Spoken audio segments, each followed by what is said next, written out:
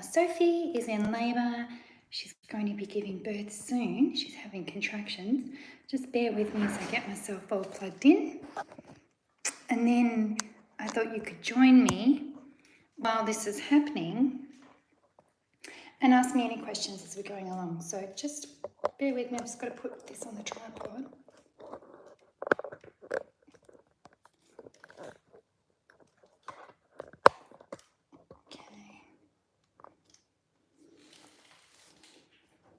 And I'm just going to take the lid off the box where Sophie is.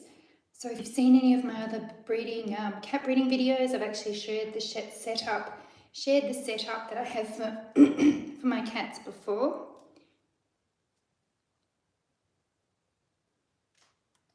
Right there, Soph? Okay, we're good. All right.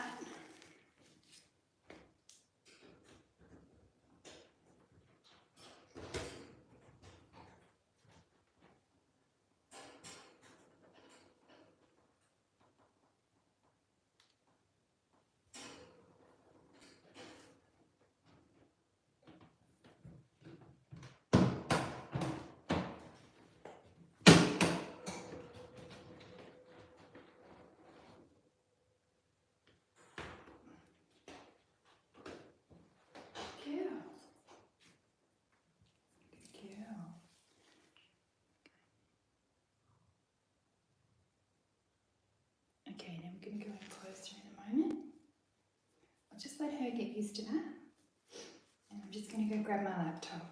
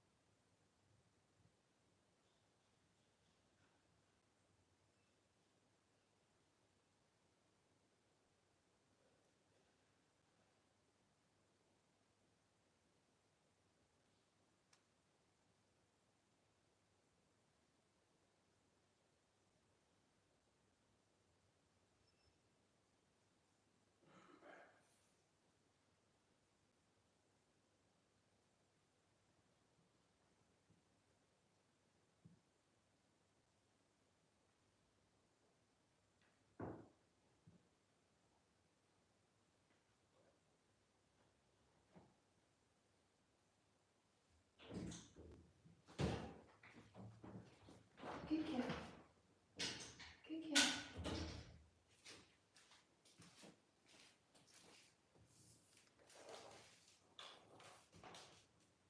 Hey, what's happening?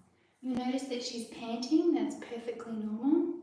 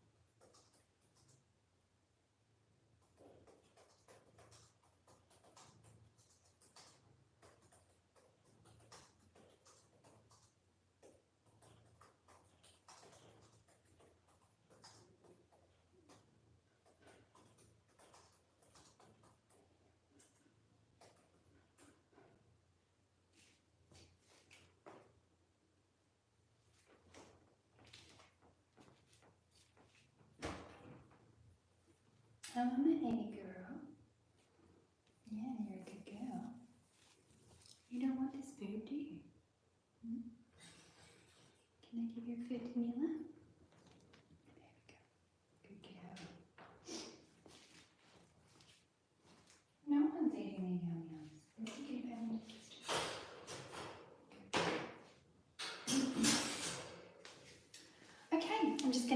so that you can have a better look at what's going on.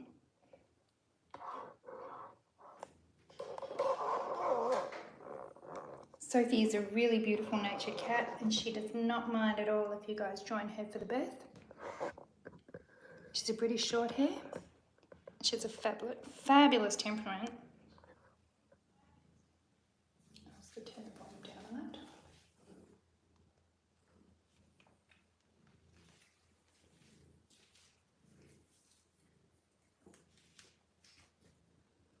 I am just going to switch this around so that we can see it better. Sorry guys.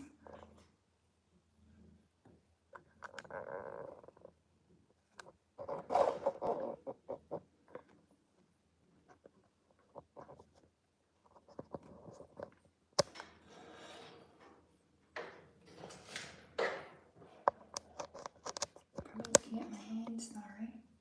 Okay, now let's get right in there and have a look.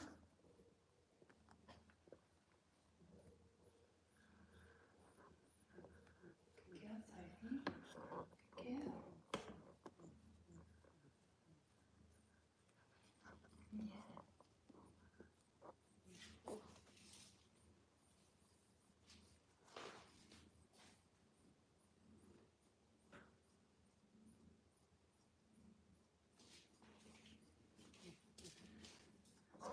A shadow on you there, sweetheart.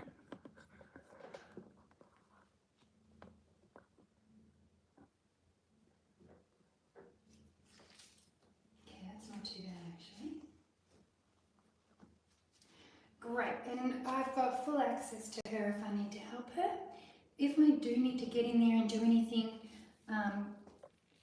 I will move the camera out of the way because Sophie obviously 100% comes first.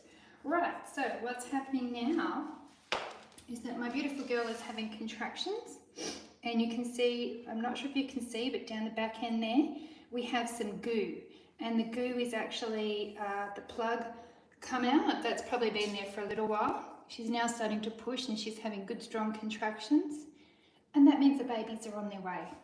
Good girl, Sophie. Good girl. Okay, for everyone watching, I'm just going to another group to tell people that we are here, and then I'll be back. I'm just going to... Sophie's caught me a bit on the run, if you like. I thought that she'd have them later tonight. Where am I going?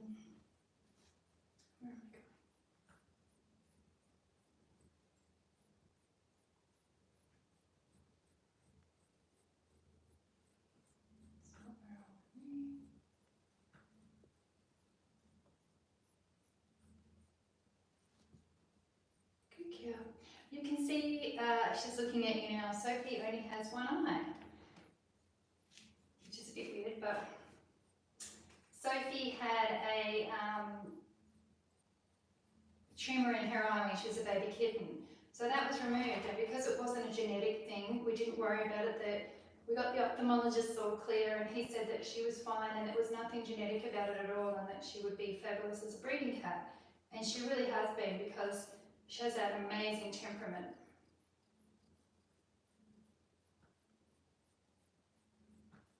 Okay.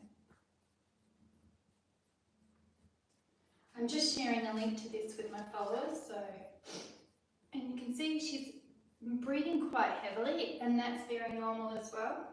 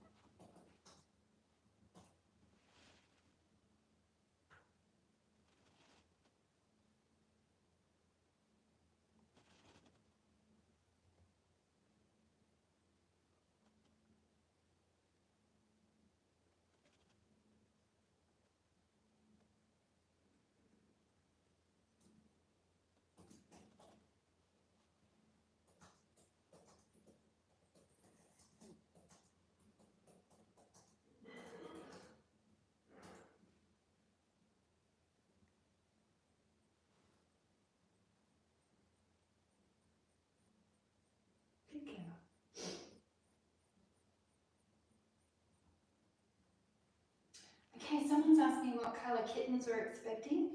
Sophie is a lilac and she carries cinnamon, and the father of the kittens was a full cinnamon. So we're expecting chocolate, lilac, cinnamon and fawn. Now I'm just going to go clean my hands. Where is my stuff?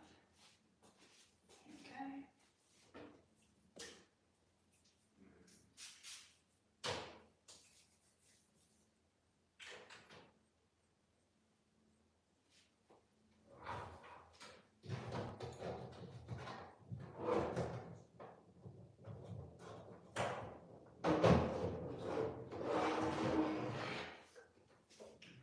Just getting my birthing box, which is all my things I need. Good girl, good girl. You can see that she's in a plastic tub, which is again how we set up the birthing areas for our cats. She has bedding there and she has a little absorbent mat as well, but she's pushed them to the side. She's not interested in them. My cats all seem to like to give birth on the plastic. Okay, something is coming out. We have some liquid. Good girl, Sophie. Good girl. That might have been because the sac's broken, which is fine.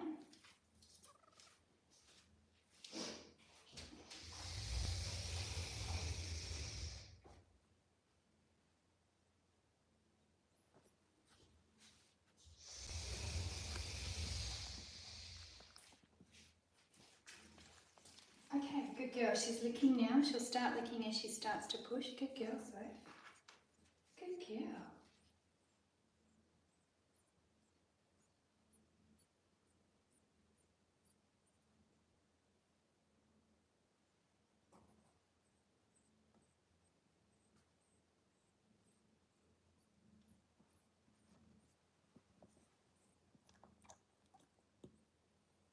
Good girl.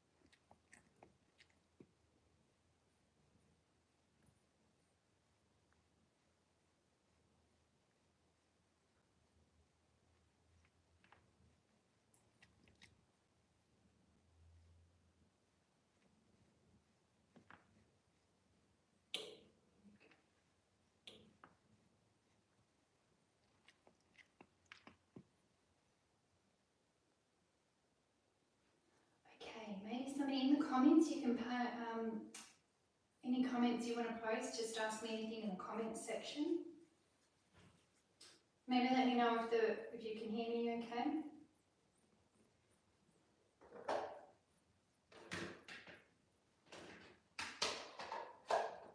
That's a good strong contraction there. Now this contractions always come in, in pairs, I like to think. They'll come two at a time, but as you get closer to when the kittens are actually going to come out, you'll get stronger again. I wish I had another light. She's sort of haunching up a little bit, and she will push on the sides of the box if she needs to.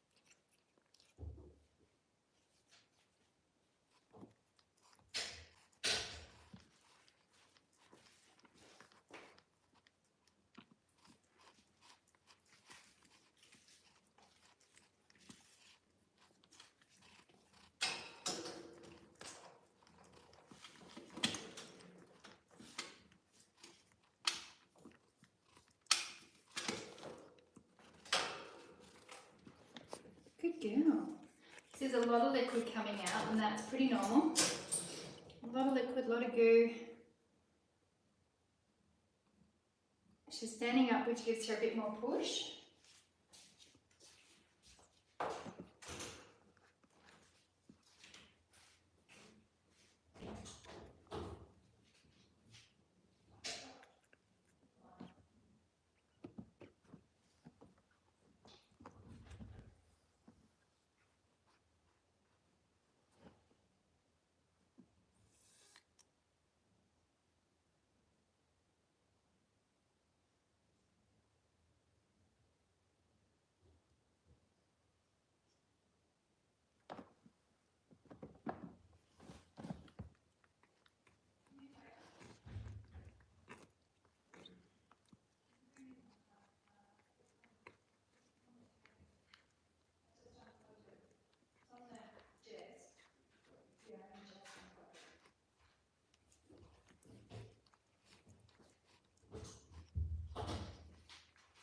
I'm just getting some better lighting.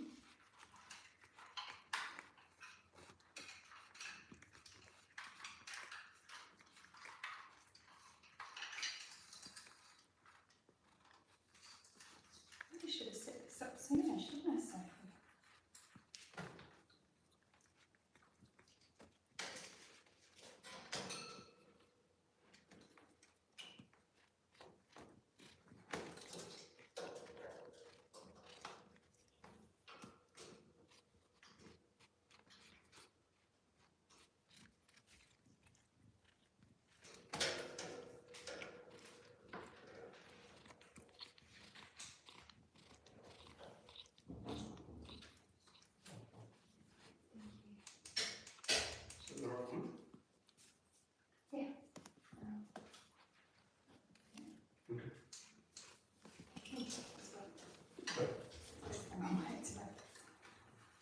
Okay, so that's good.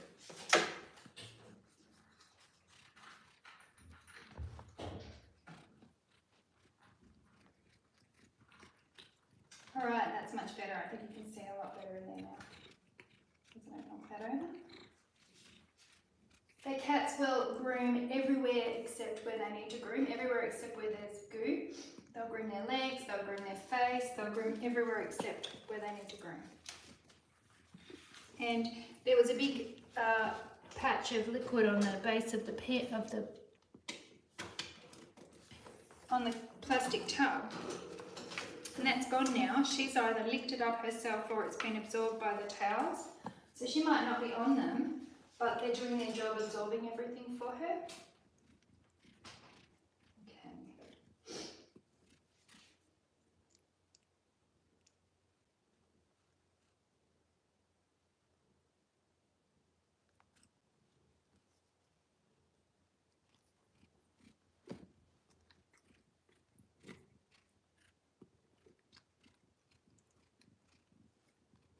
I have two other cats in here as well, Mila and Matilda. So we'll see if they give birth too.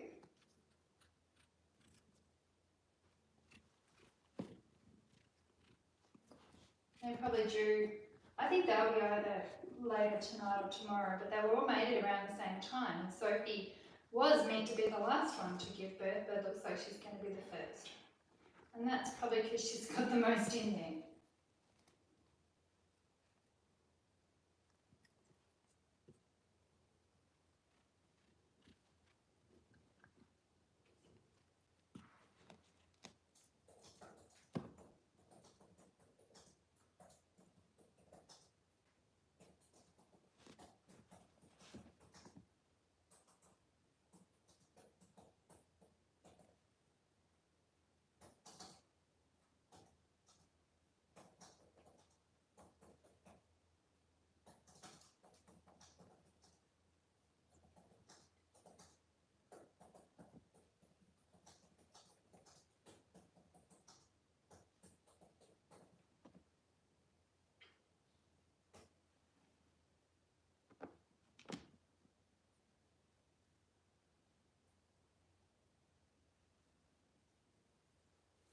Okay, you can see that she's sitting up, that she's really getting into it now. Her contractions are getting quite strong.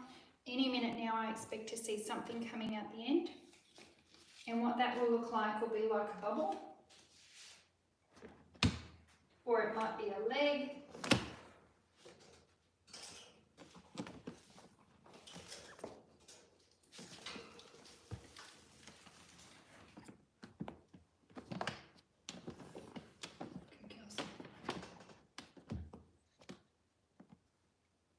She's going around in a bit of a circle because she's pushing out, and I can see the bubble there. I'm not sure if you'll be able to see it.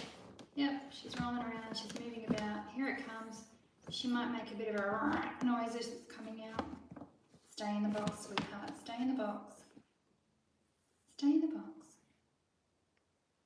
Good girl.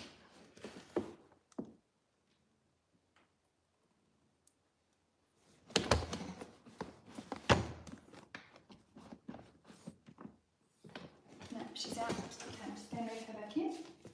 Sophie. Come on, my darling. Come on. Come on, darling. Back we go. I'm just gently directing her back in. She's moving the camera. Yeah, I know. I know. You've got a baby hanging out of your butt. In we go. In the box. Okay, for this eventuality. No, in the box. In the box. I'm using a towel just to block the box so that she can't see out of it. Good girl. Good girl. Okay, I'm just going to move the camera. Okay, Camila. Good girl. Good girl.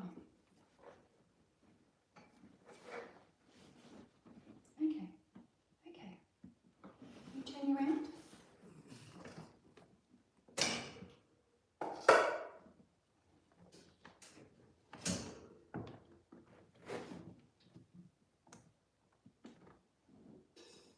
Good girl.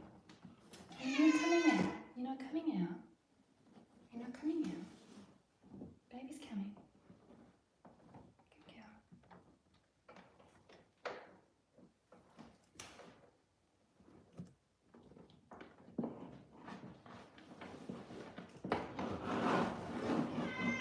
Not coming out. Not coming out. Okay.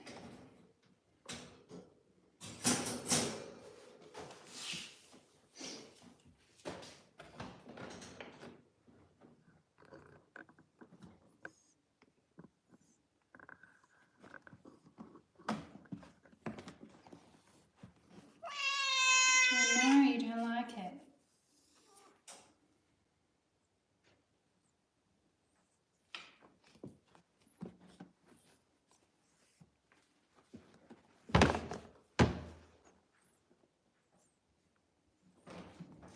Don't be pouty.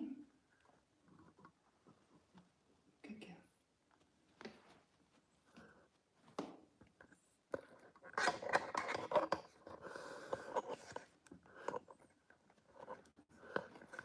Break it. She wants to come out, so what I've done is I've pushed the cage up to the tub up to the cage so she can't. She won't jump over the top. I'm just going to grab a bigger towel.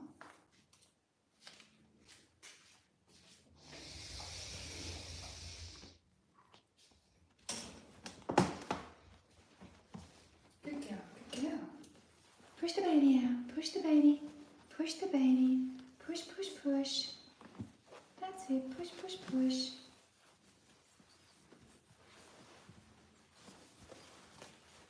There you go, you can see the big sack there now. Good girl, push it out. Push it out. Good girl, good girl. There is a kitten in there. It's still in the sack, so it's not moving yet, but that's okay. I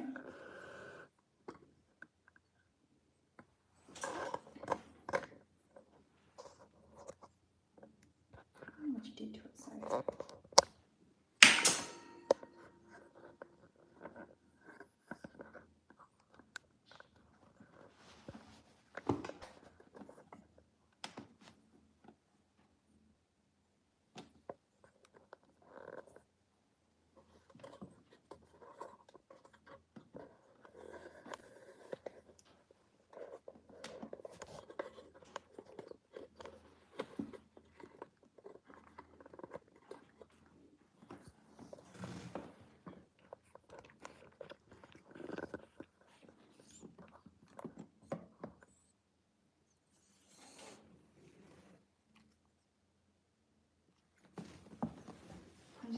cover up that opening of the box.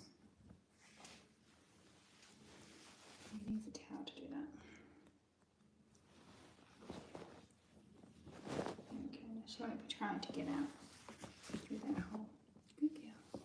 Good girl. Push the baby out. Push that baby out.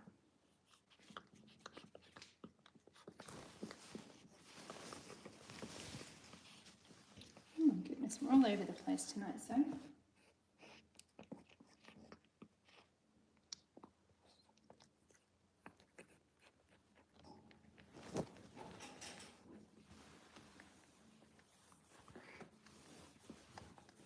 What she'll do, any minute now, she will actually start,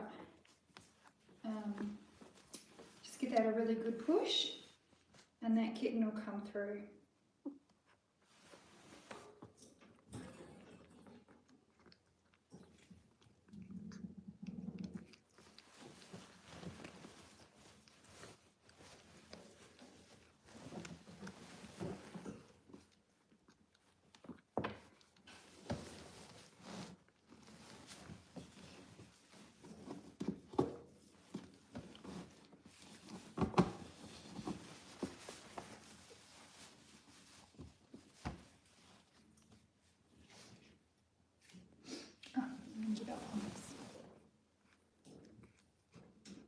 Okay, the kitten's out. Kitten's out, I'm checking for movement. I'm looking to see what's happening. She has broken the sack. I'm looking, I can see it. I'm not seeing any movement at the moment. She's doing everything she's meant to be doing. Good girl. Placenta's out too.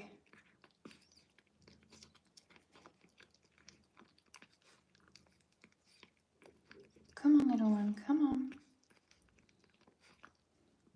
I can't tell which is which end. Good girl. Not the placenta. Focus on the baby. Come on, Soph. Come on. Oh, he's in a big pile of goo.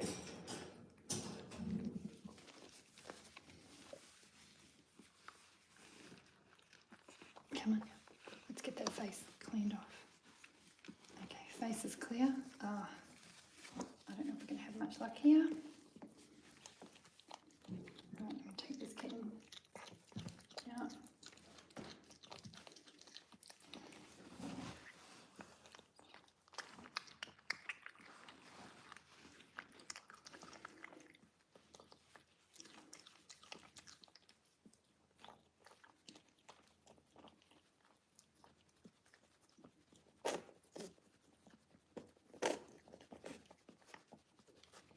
To tell you what I'm doing, I'm rubbing this kitten. It came out, did no movement.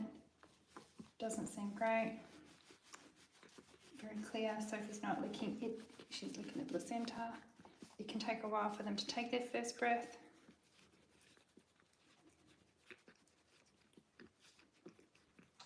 Oh, we're good. We're good to go. We're good. Okay. Kitten just breathed on its own. I normally wouldn't take them out that quickly, but this kitten just came out very flat looking. Very, very flat looking. And Sophie had a big pool of fluid down the end there. And I was very worried that if it had no sac around its face, it was going to ingest that fluid. We are good. I'm not sure if you can see that. This kitten's fine. So I'm going to give him back to his mum.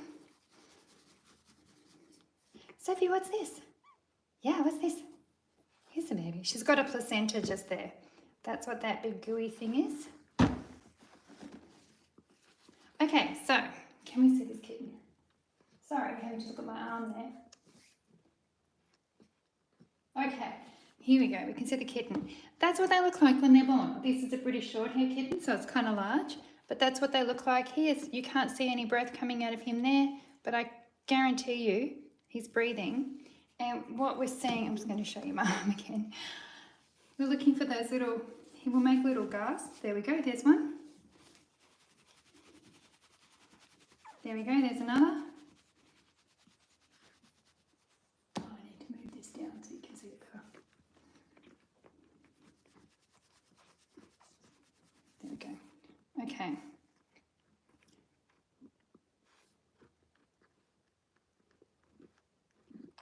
There we go, there's a breath.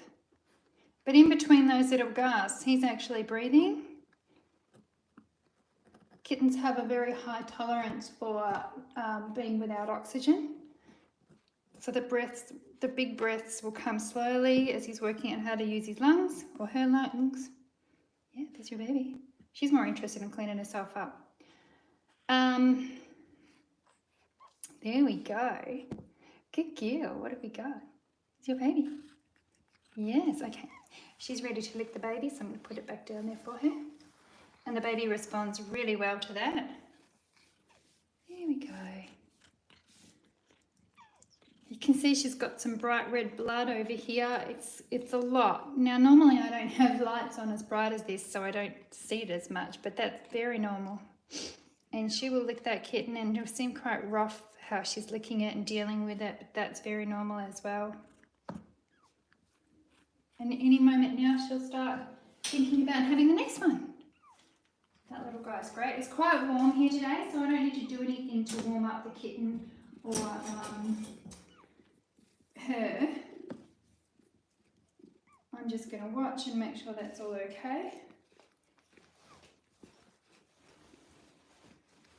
You can still see there's quite a big pool of fluid down the end of her butt. And I think that's what made me react the way I did, because I'm a bit worried about that kitten being with that. But now I'm not worried at all, and you know, your instinct might be to say, well, she's ignoring it, she's not looking at it, she's not doing anything. This is all very normal behaviour. That kitten's going to be just fine.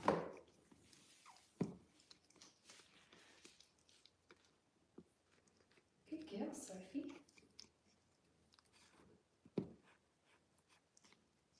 Okay, I'm just going to leave you guys for a sec while I go wash my hands.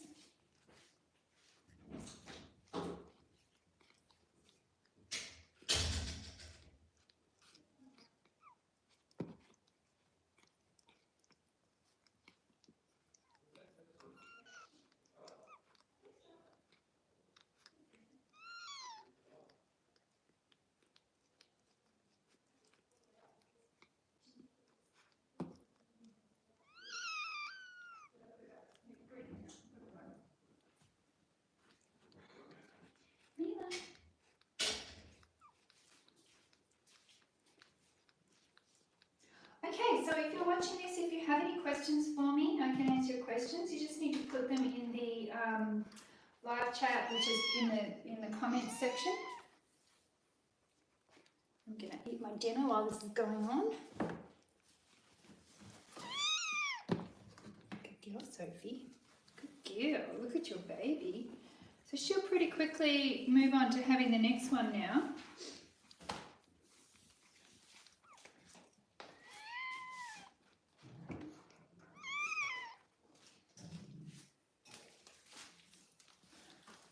In the pen next to her is Mila, and I can hear Mila growling. Mila's going into her cage and growling because Mila's hearing the baby kitten, and Mila's due to give birth soon as well.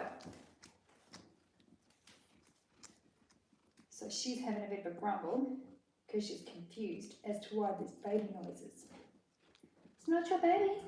It's not your baby.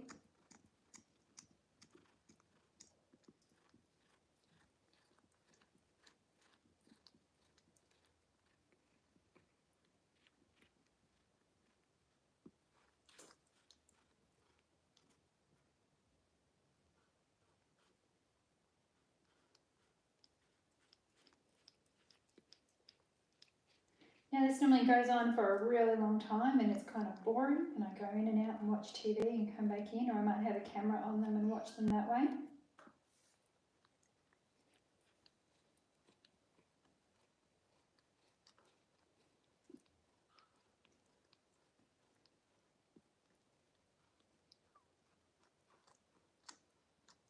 Sophie has had a couple of litters. I get her and Matilda confused because they're both the same colour. I believe this is her second litter? No, third litter. This might be her third litter. I know she had a litter of one.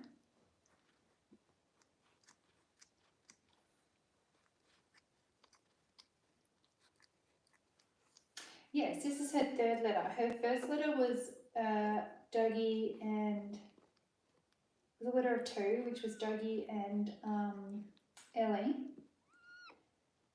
The second litter she had 1, which was Bruno. And then now I think we're going to have more than 2.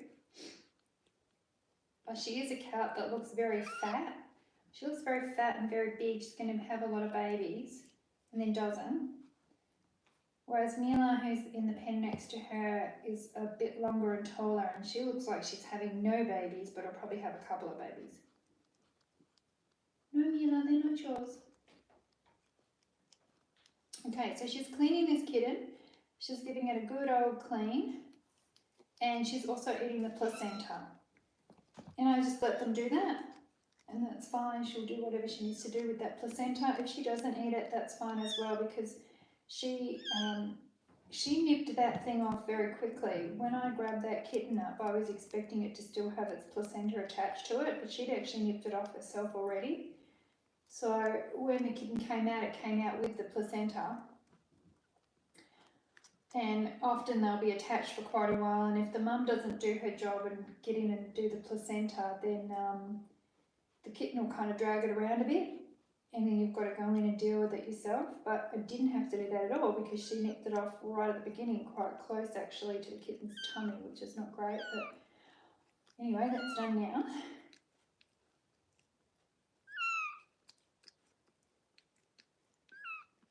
That's a great sound. The sound of a kitten crying is a really good sign.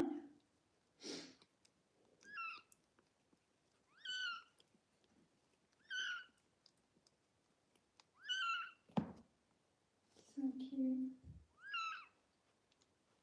I can see that we've got 8 people watching. If you're watching and you want to ask a question, just type it in the chat. Happy to answer.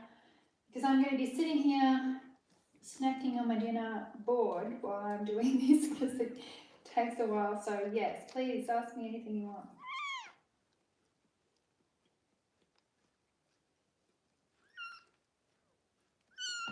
This kitten is either a chocolate or a cinnamon. I don't know which one.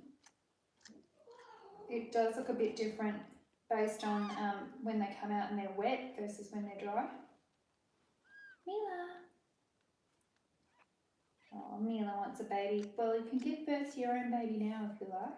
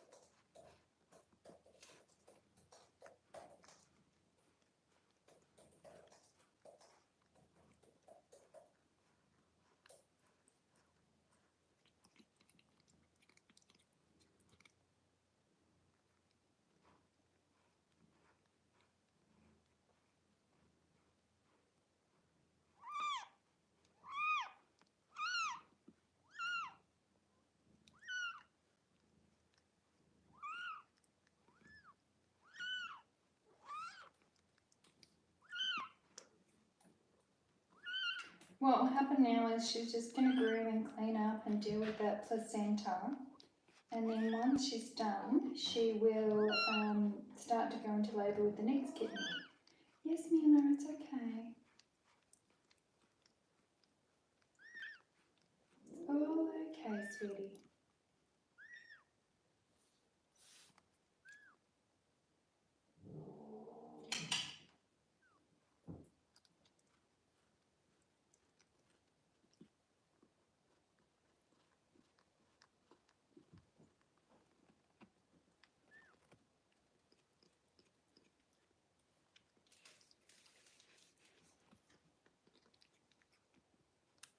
Once she starts to go into labour with the next kitten, she'll ignore this one and it'll just be sort of fending for itself.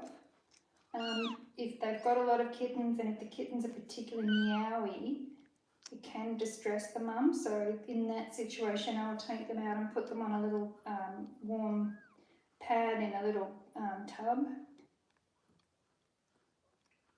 So this is a good angle to see what I've done with her pen. I've pulled her plastic tub over to the closed front of the pen so that that then has created a barrier so that she can't get out.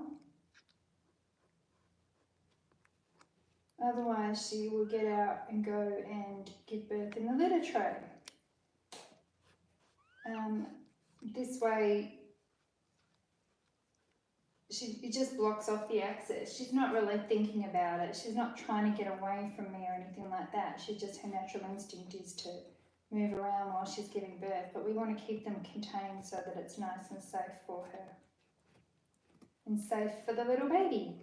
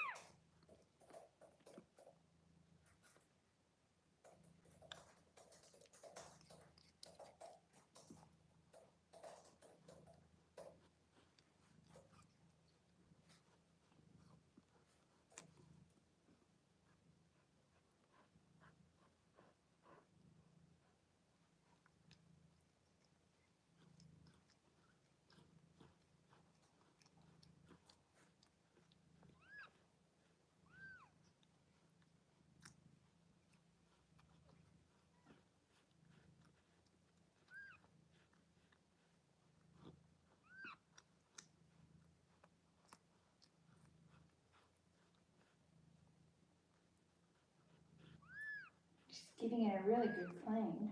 She'll get it nice and dry. And then her body will start to tell her it's time to have the more kittens and start going into labour again, and she'll start having contractions again.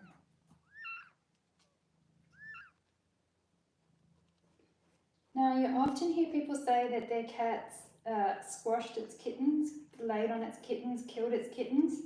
I don't know if you can really tell from this angle, but Sophie has that kitten underneath her front leg. Mum cats will hover over the kittens a lot. The kittens, if you imagine, if she had like 4 or 5 kittens in there, that's a small space, a small area, and that's where they want to be. They want to be there in their really comfortable zone. But it looks like they might be laying on the kittens, but Mum will have her body just sort of suspended up in the air a little bit, and then the kitten will scooch on out and off it goes. When a kitten does die, and they will die during the birthing process, and they'll die after birth, and they'll pass away because cats are not very good at making kittens. When they do pass away, they will end up being pushed to the side just by the movement of their mother. And they'll end up being pushed to the side of the box, and they look like they've been squashed, and they haven't been squashed. That's how a dead kitten looks. So I often hear people saying their cats are bad mums because they squash their babies, but they really don't. The babies just end up, you know, dying and then ending up under mum. If there are a kitten that they could squash, if when they hold themselves up over their babies and their baby still can't get out and dies, then maybe that kitten was weak and wasn't going to make it anyway. So I hope, where is the kitten now? Sunken box. Yeah, she's got that kitten there. It's just tucked under the blanket. She's dealt with the placenta, given everything a good clean. Now I've just been asked what colour is Sophie. Sophie is actually lilac, so she's a lilac, but she carries cinnamon, and especially in this light, you will see that you will be able to see a really cinnamony tone in her coat, a really reddy tone in her coat, as opposed to a mushroomy lilac-y colour, and that's the effect of her carrying a cinnamon gene. Good girl. So she carries cinnamon, but she's a lilac. Not fawn and not cream. Mila in the pen next to her is a black tortie, so she obviously can produce a cream kitten if she's put to, she carries dilute as well, so she can produce a cream kitten, but Sophie doesn't have any cream.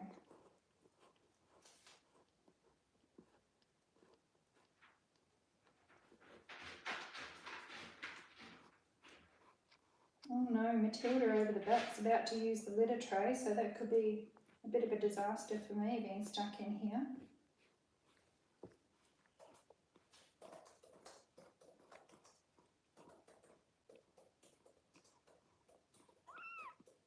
I think that kitten is going to be cinnamon, because as it's getting drier, it's getting a bit more red looking. Now, I don't know if you can see too well, you probably can't, but there's a massive patch of blood on that little pad thing that she's got under her leg. So there's a lot of blood and goo and gore involved in cats giving birth, which I don't have kids, but I've been led to believe is the same for people.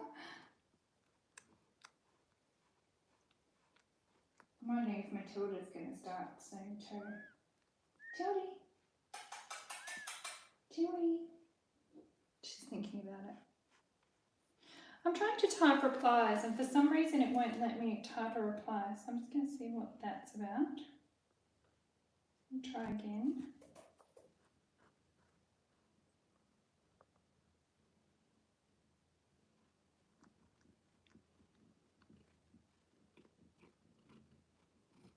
No, weirdly I can't type an answer. I'm just going to log out and log back in. It's being recorded from my phone, so I'm talking to you via my laptop. So I'm just going to be gone off my laptop for a minute.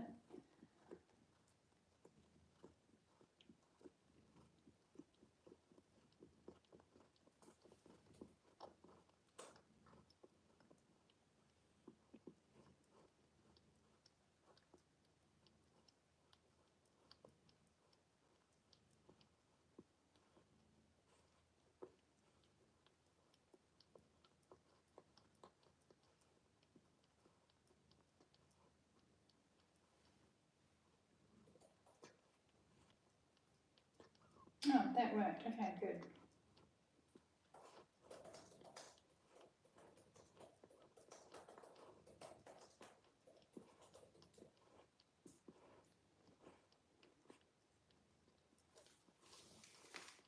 So now she's just licking her butt, giving that a good clean.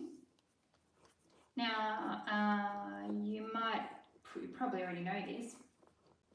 Cats have a uterus that is actually in two parts. So they have what we call two horns on their uterus. I can see that kitten breathing really well now. That's fantastic. They have two horns, so it's kind of like a Y shape. And the kittens are all up one side, and then the other kittens are all up the other side. And the cats will give birth to the kittens on one side, and then they will have a little bit of a break, and there can be a gap in the middle of proceedings, and then they can give birth to the other side. Generally, they are pretty even. I mean, you will have an odd number of kittens. You might have two on one side and one on the other, and that's okay. But what can happen is, I've never really known a cat to have one and then five on the other side. It is pretty even. but they will have that little gap in the middle. So I would be really surprised if this cat's just going to have 2 kittens, because she looked like she'd swallowed a watermelon. But there is a possibility that she's had one big kitten and then she'll have another big kitten. She's done that before.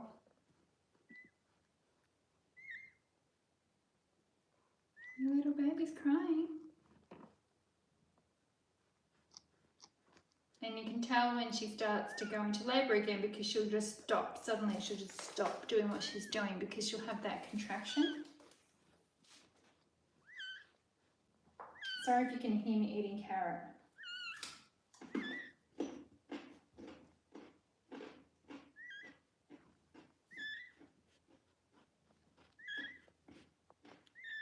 She's trying to tuck herself around the baby, but groom herself at the same time. Good girl.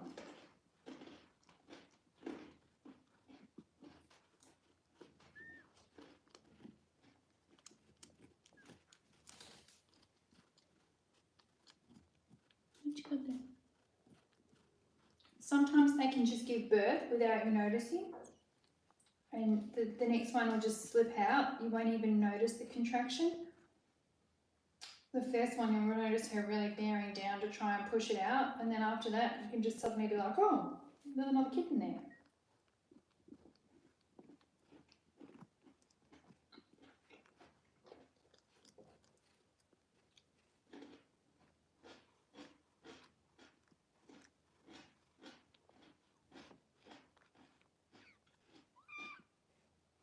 And she goes back and forth from cleaning herself to cleaning the baby.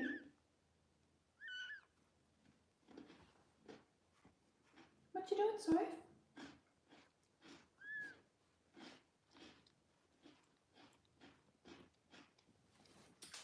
This is litter number 3.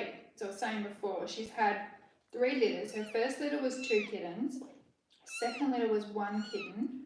I think this time she's got a few more kittens in there.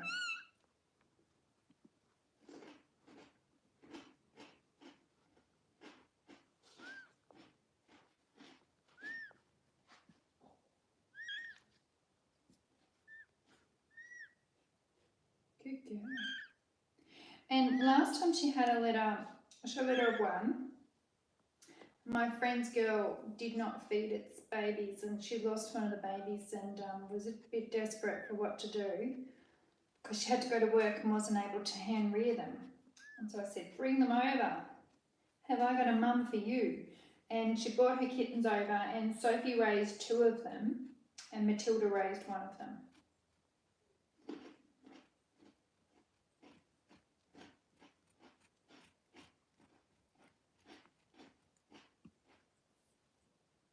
Her partner in crime is Matilda, who's behind me here.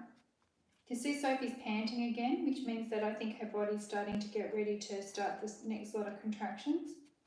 And you can see that big patch of blood now as well. So she lives with Matilda and Mila, and there was Queenie as well.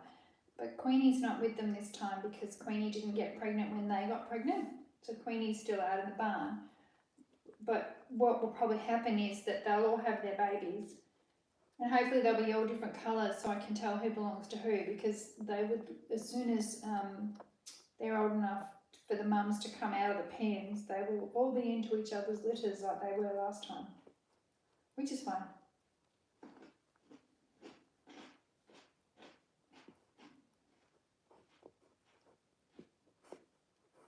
You know what?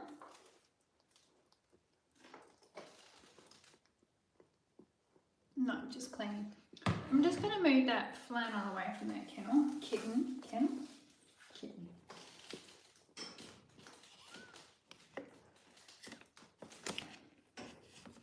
It's just tucked away in there a bit too much for my liking.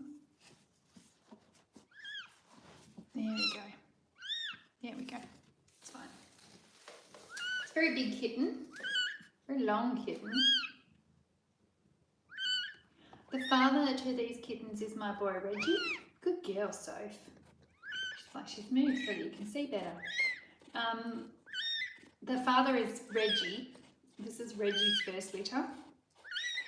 Reggie is a solid cinnamon. He's a nice big boy.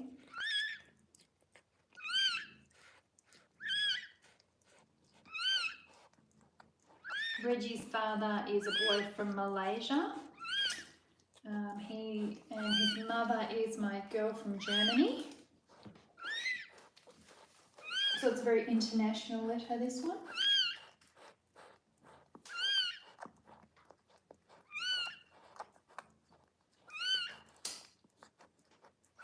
So you can see she's completely ignoring the kitten, even though the kitten's crying. And that's just normal and fine. She's more interested in cleaning up her butt and her tail than she is her kitten. No, she's given the kitten as much attention. She's given it good attention.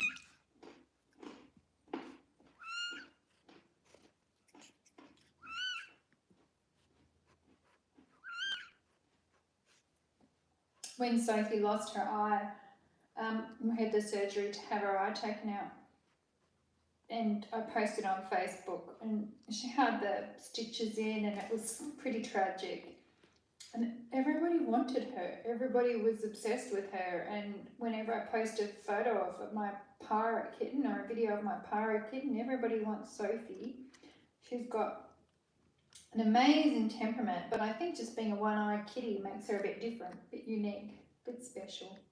She's very special.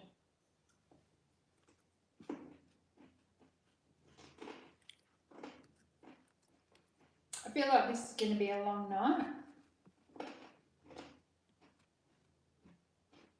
Oh, that might have been a contraction. Yeah, maybe.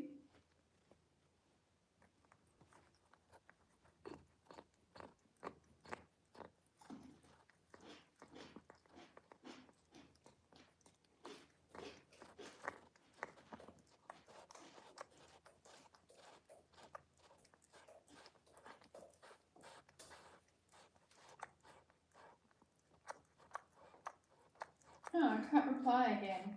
I just have to log in and log out again. Anyway, I'll just reply to you in words. That's really cute. Did they think it was because the kitten was meowing? They could hear the kitten meowing.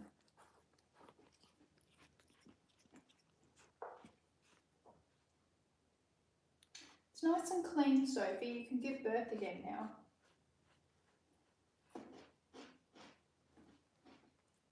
And that's a really good angle looking at her nipples.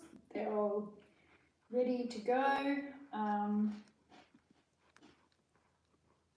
The fur around them, she would have groomed that. They can have like a waxy feel to them, like a waxy build up around them before they give birth.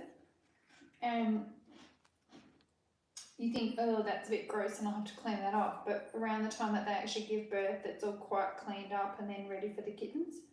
Okay, she might be having the next one.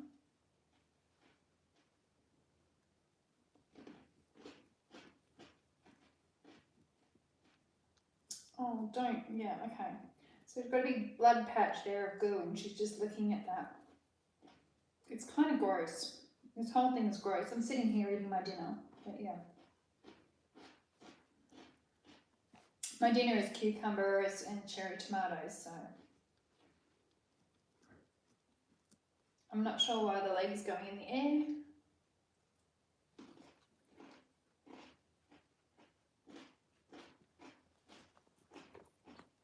Oh, hello.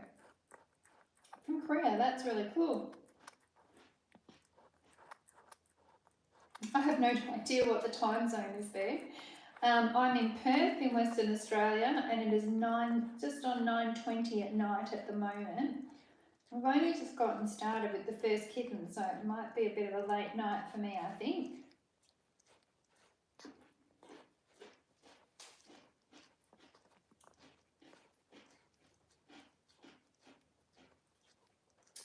The kitten is fine. He's just tucked in under the blanket there. Well, I'm just going to see whether something's going on. I think she might. It sounds gross. You got something else there, Sophie? No? Now, for the first kitten, they'll often get up and walk around like you saw Sophie left the building.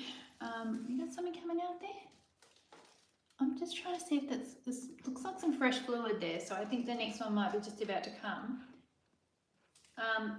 For the first one, she got up and she was moving around, and she got up and then she was pushing hard and bearing down to get the kitten out.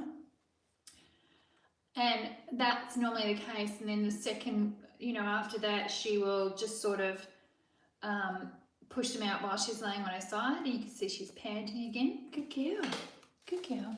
Good girl. So the next one's coming. I think you can see a little bit there.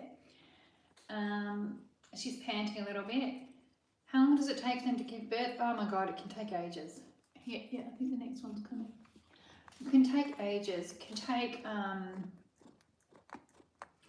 hours and hours. The longest I think I've had is a girl that went into labour at about 10 o'clock one night, and she, it was kind of like a 3-part labour, and then she had her last kitten at 1 o'clock in the afternoon the next day.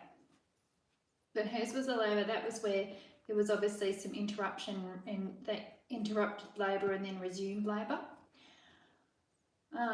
A good one would be like really quick, and it'll be over and done with really quick.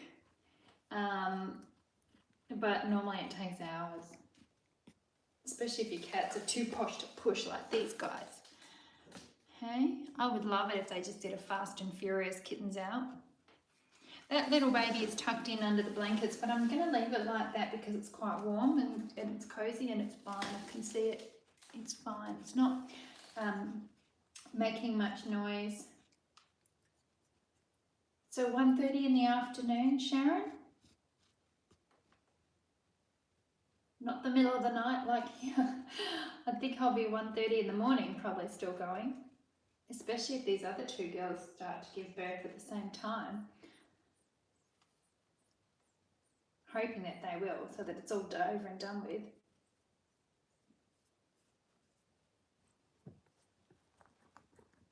Yes, it will. Once it's finished, it might be hours long, but once it's finished, it will be in the live section, and then I'll give it a better title and everything, so you can find it again.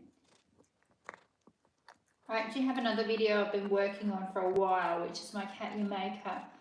When she gave birth, I videoed it from start to finish, but it was 6 hours worth of footage because there was a couple of hours of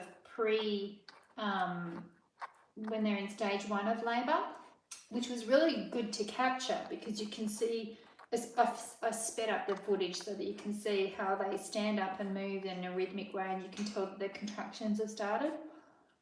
But yeah, that was, her labour took 3 hours. And that's a lot of video to try and edit and condense down. I do wonder if I should just put the whole lot up and just let you guys just go to town.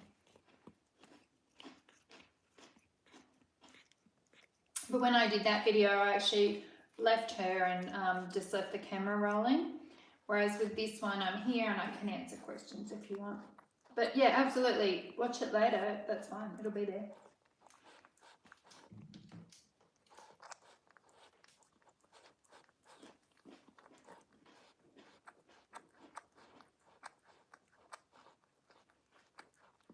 Waiting for this next one to come out. I thought I saw something.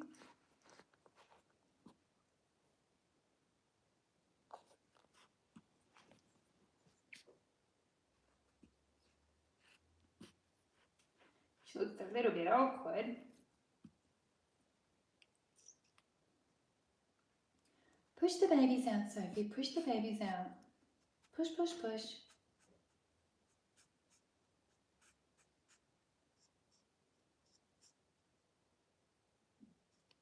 Push, push, push.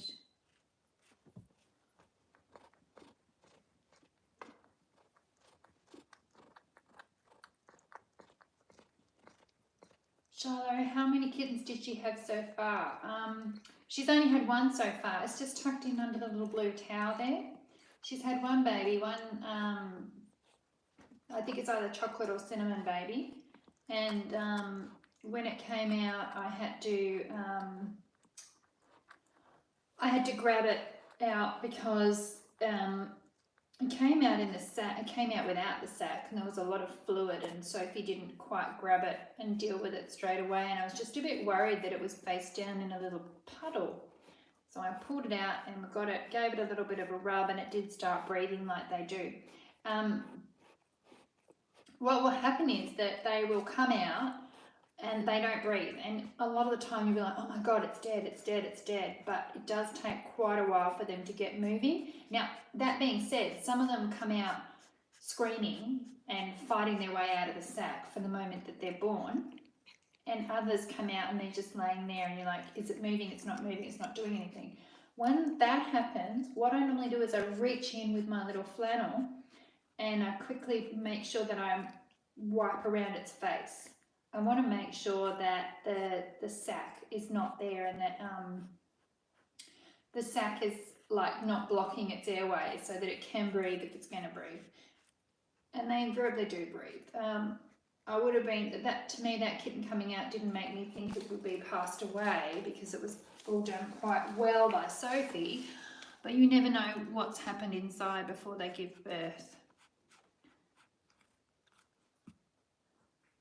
Oh, lemon green cattery, your exotics. Yeah, exotics are difficult in birthing, and the reason that they struggle a bit is not, everyone talks about the size of the heads of their kittens. My kittens don't have small heads. They don't. They're very big. They're brachycephalic breeds as well. But if you think about cats' faces, good girl, Sophie, good girl. If you think about cats' heads, their heads are shaped like, when I'm judging, I always talk about their heads being shaped like cake. So they have cake, you know, cheesecake head or a carrot cake head, or depending on how big and deep it is. They have a wedge-shaped head, and that wedge, as it goes through the birth canal, pushes its way through, and it's a bit hard to show you without using my hands, but push it, there you go, there's a contraction, there we go. It pushes its way through the birth canal, and the wedge sort of pushes the kitten through. Persians, with their big flat heads, they've got a flat head and they look like an orange with a piece cut out of it, like an orange with a bit sliced off it. Their head is round and flat, so it doesn't have that wedge to open up the birth canal to allow the rest of the kitten's body to go through. And so it's just a flat thing pushing up against the birth canal. And I think that's where they can run into trouble. Oh, and Mila's now in the box and she's scratching around in the box. So it looks like we might be having a double birth situation. Sophie's having some contractions.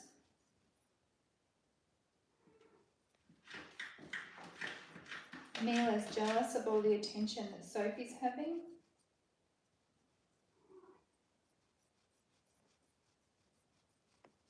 Oh, that was a good one.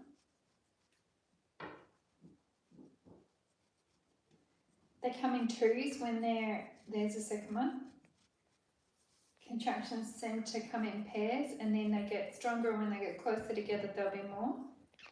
And she will just, they'll have a double or 2 or 3 contractions, and then they'll stop and do something, and then they'll have 2 or 3 contractions, and then they'll stop and do something.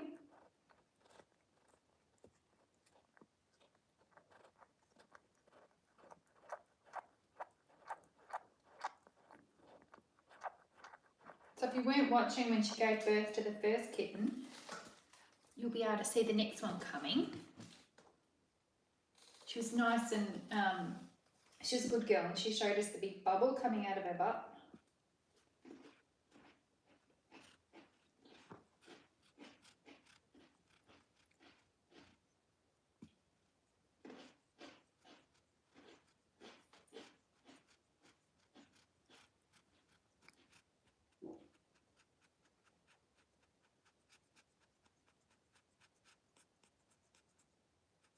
She's panting again.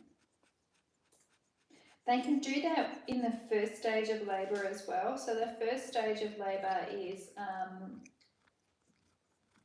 the first stage of labour can go for like 24 hours beforehand, and you might notice that they do a full-on panting situation and then they stop. And what's happening is that they're moving the, good girl, they're moving the kittens down and around and down into the birth canal. So from those uterus horns that we talked about before, she's just nuzzling the baby. They'll move them down into the birth canal, and that can go for quite a while beforehand. But while that's going on, they will start panting. Come on, Sophie. I think you're going to have to get up, sweetheart.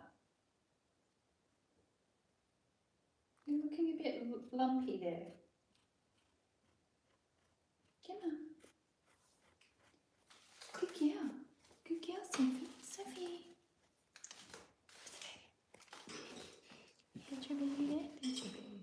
I think that's chocolate. Got a chocolate baby? That's a big baby. Maybe we are just going to have two. Maybe this is the second side. Now, I'm pretty sure that first kitten came out backwards. I'd have to have a look back at the video. I'm pretty sure it came out backwards though, which happens in a lot of births. It's not ideal. Forward facing is much, much better, and forward facing for the first litter, the first one out, is much better too. Yeah, Katie, they will stop for a while. They'll just stop for a while, and so what normally happens is they'll birth a kitten, and then they will deal with that kitten and deal with its placenta and deal with everything, and then they'll move on to the next one, and you don't really know that the gap's happening until it happens, because you don't really know the pacing of each kitten's. Oh look, it's trying to get up to the nipple. Oh my god, that's so cute. Each cat has its own pace, so how the timing of how quickly the kittens come out is pretty much different for every cat. And so when they've done 3 in a row, and then it seems like there's a big gap, and then they do start the next one, and then there's not as much of a gap, then you know that was in the middle, and you can tell that they've emptied out one side.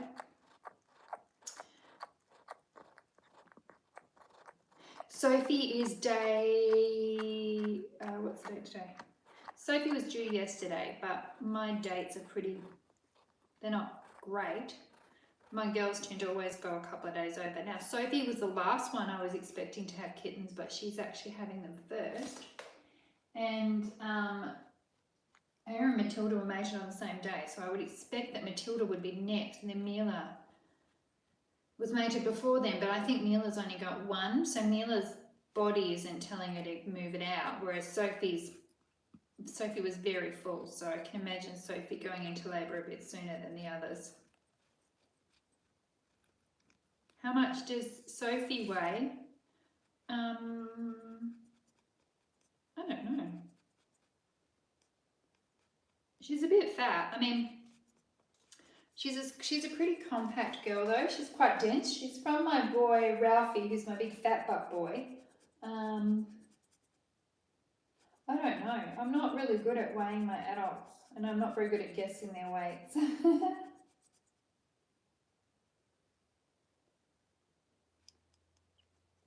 She's panting.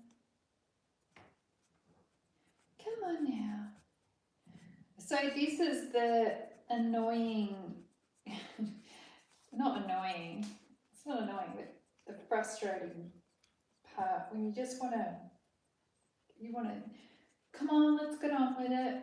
And you feel like you want to just squeeze them like a tube of toothpaste and pop all the kittens out for them. And we just have to wait. I haven't had kids myself, but I believe that that's the case with kids sometimes. They come when they're going to come. Some people have a short labour and some people have a really long one. Good girl, Sophie.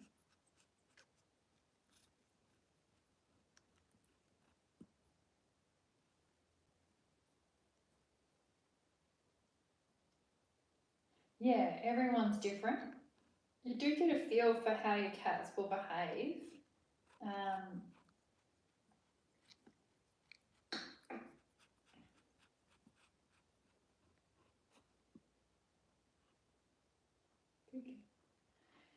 Like normally I'd go out and watch TV and come back in and check. Now there are cats that I've had in the past that I would not check. Yeah, there's different for people have different. Their first child will be way different to their second child, kind of thing. And cats are the same, but you do still get. I feel like you get a feel for how they were last time, and they behave pretty much the same.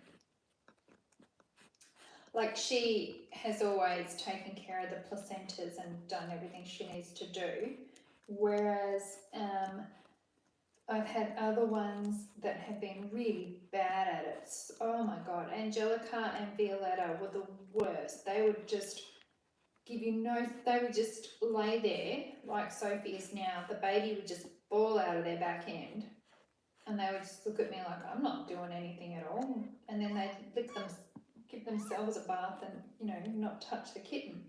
And I lost one of the kittens because I went to make a cup of tea and by the time I came back it was dead in the sack. So they're ones that you knew you couldn't leave alone. But Sophie, I'd be quite confident to leave her and go and then come back, which I would normally do except I'm here for you guys. Look how big it is. It's so big. That's a really big kitten. Why does he get another baby, Sophie? Come on. Good girl, good girl. Now they will pant and they will act like they are, you know, really stressed and panty, but they won't drink water or anything like that. They just they won't do anything like that while they're giving birth. They just get fixated on giving birth. And she won't feed that little kitten, even though it's probably going to try looking around. If, you know, if this is going to go on for a long time, I'll go make a meal of impact to give it. But I have a feeling that she's not going to take too long. It's not crying at the moment. If it starts crying and looking for food, I'll go get it some impact. And then I'll feed it with a little miracle nipple and some impact formula. Because she won't be ready to feed it. The milk might be there, but she won't be ready to feed it and she'll move around a lot. In saying that, it might have actually latched on already. Yeah.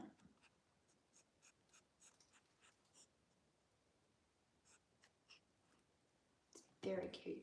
This litter are going to be all solids because all of Sophie's obviously full solid, and so is Dad Reggie. So I haven't had a litter that hasn't had bicolours for a while. Ew, that sounds a bit juicy. Yuck. You'll hear gross things. Damien doesn't like to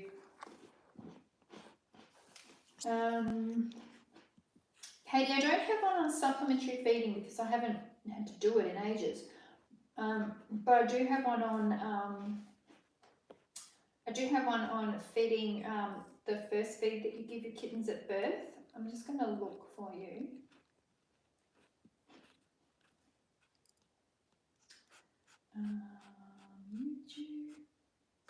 The noise they make when they're giving birth is gross. So when they start doing things like eating the placenta, and it's just this gross, gristly, chewy noise, that's something as a new breeder you just can't be prepared for. Until you hear it, it's disgusting. And Damien always hates it if I make him sort of watch the cats while they're giving birth. And he'll just stand in the doorway and be like, can I leave now? It's disgusting. Can I leave? Because it is pretty gross. Okay, I'm going to find that video for you.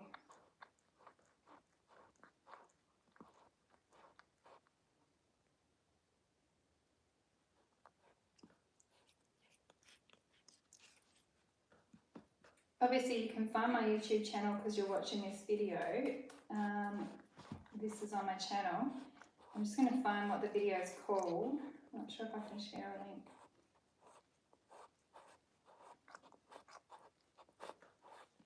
girl, Sophie.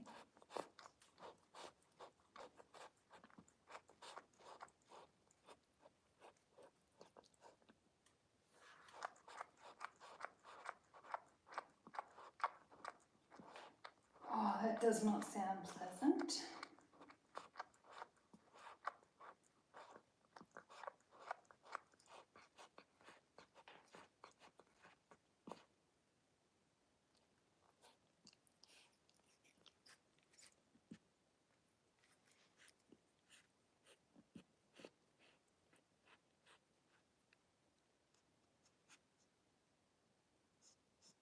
The video is called Kitten's First Feed.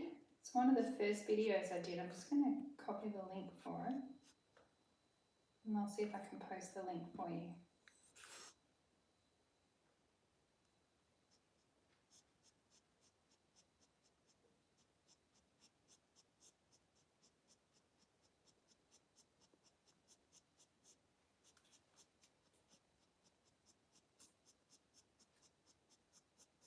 Yes, I'll look at it again.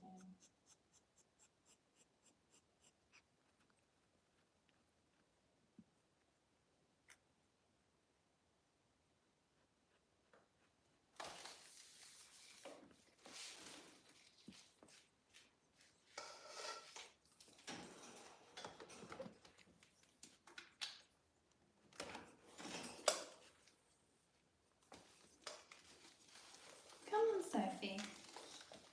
Good girl.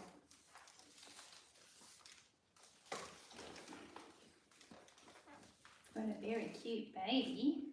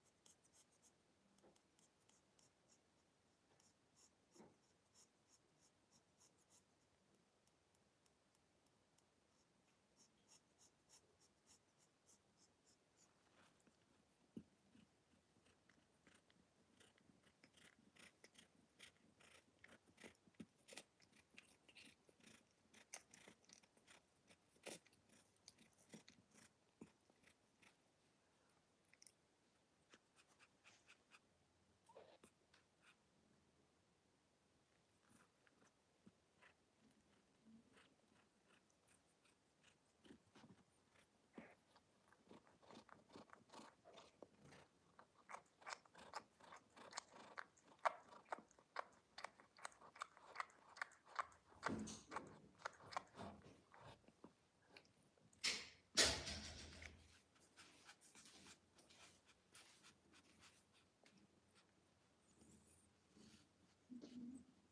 think I am going to take that little kitty out and give it a little feed. It's not feeding at the moment. I've asked Damien to put the kettle on for me.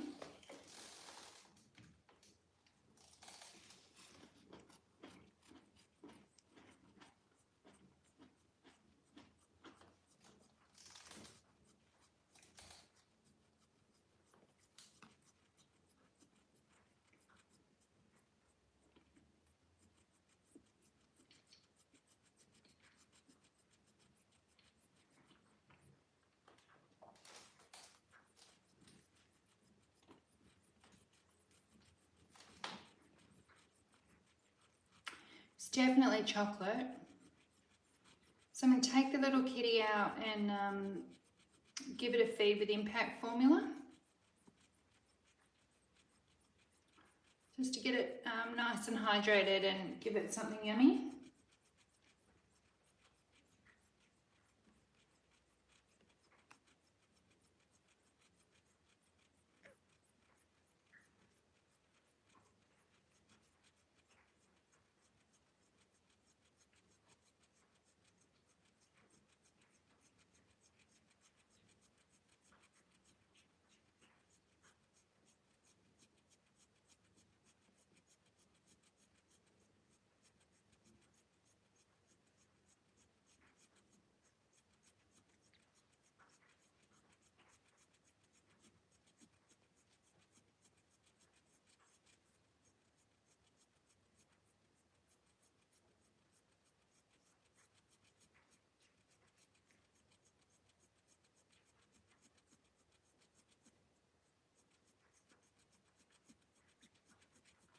Good girl.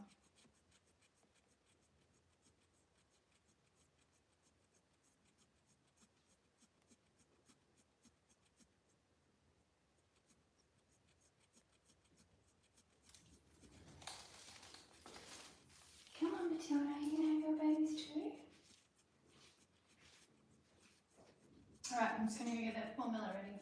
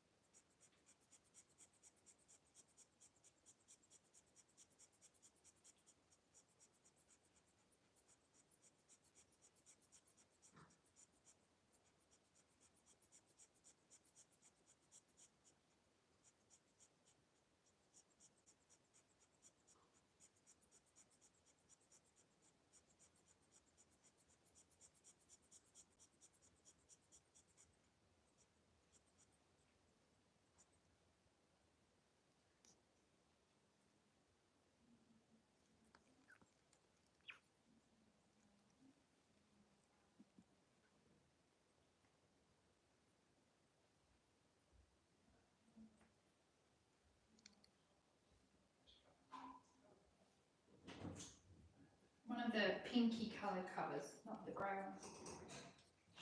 Beige ones. Hello, Matilda. Can I have babies?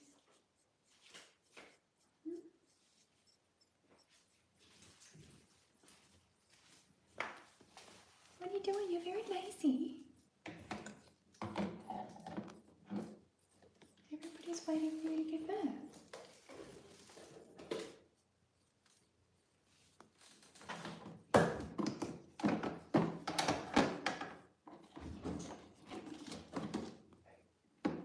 Yeah, that's perfect. Where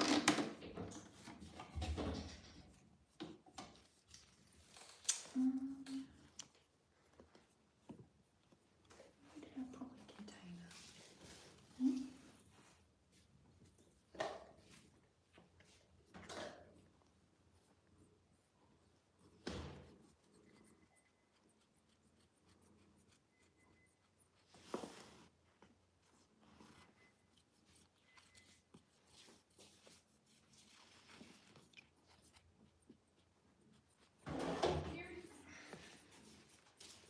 I have a little plastic container. I'm just going to see if you can see this. That's the container. I'm just going to put the kitten in there with a little towel so that I can feed it. But Damien is also heating up a warm pad for me as well to put there. Come on, sweetie, you can do it. What are you doing? You're being weird. Where's the kitten? Where's your baby?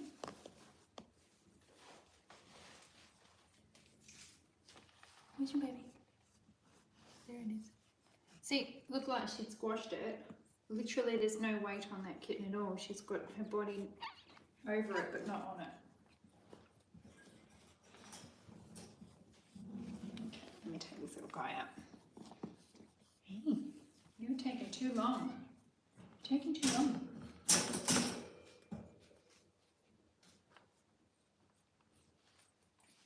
going to show you the kitten. There he is in his little box. He's fine. He has some blood on him, and that's very normal as well. So don't be freaked out by that. That's very normal. It's just because he's just been born.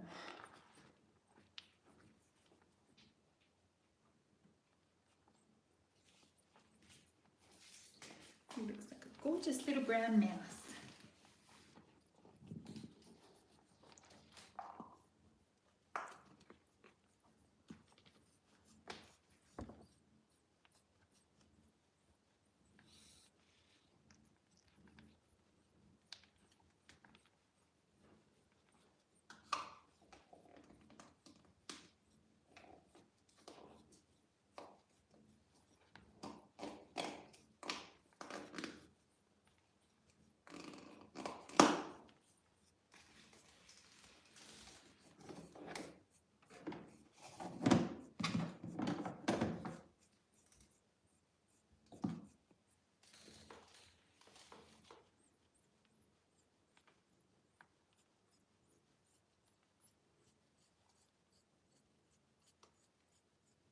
Oh, he's really going to town on this.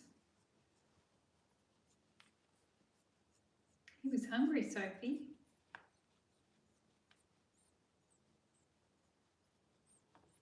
Boy slash girl. It is a boy.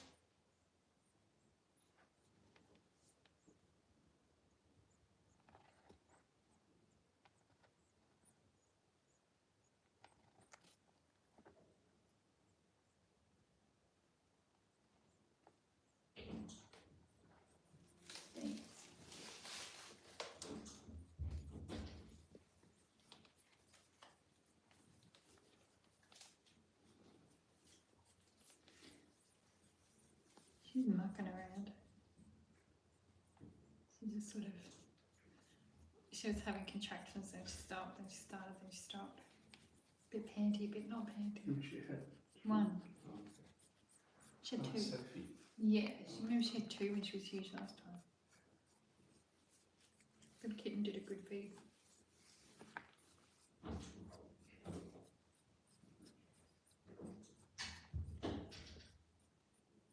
that's all he wants. So the kitten just took about 2 mils of formula, which is really good. And I've just got him on a little snuggle safe, which is a heat up microwave hot disc thing.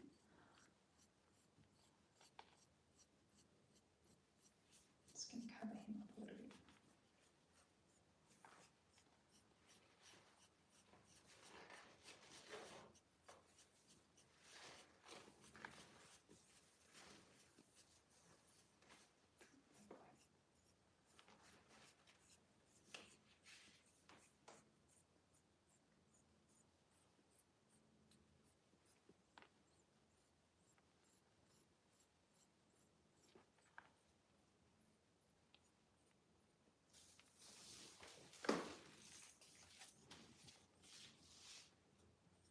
Will I weigh him now? No.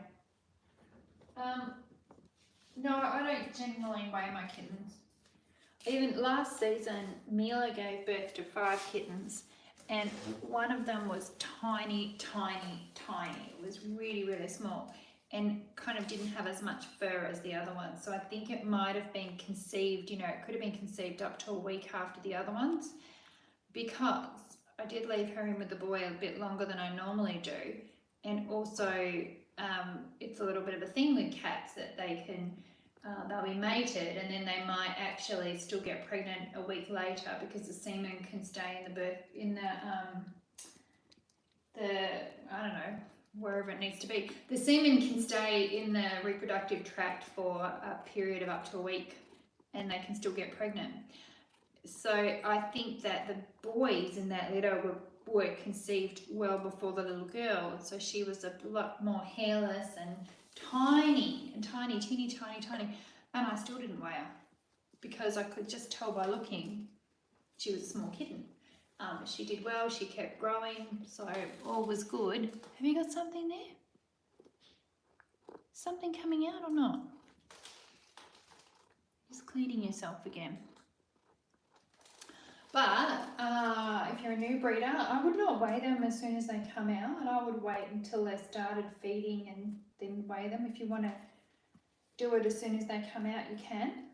There's no reason not to. But I think you can wait until they're kind of all born. But if you are taking them out to feed them like I just did, yeah, weigh them. I mean, I know this one's now whatever 2 mils of formula's worth is weighs that much more because I've just given it some food.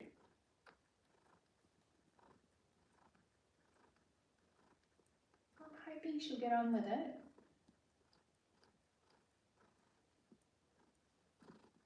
Hey, Sophie?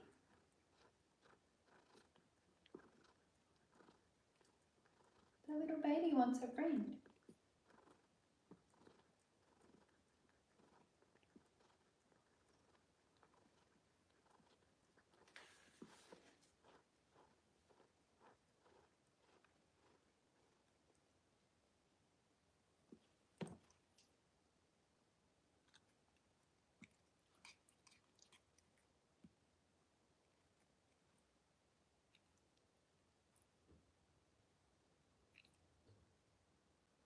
You're quite the big chubby girl, aren't you? Eh? Chubby?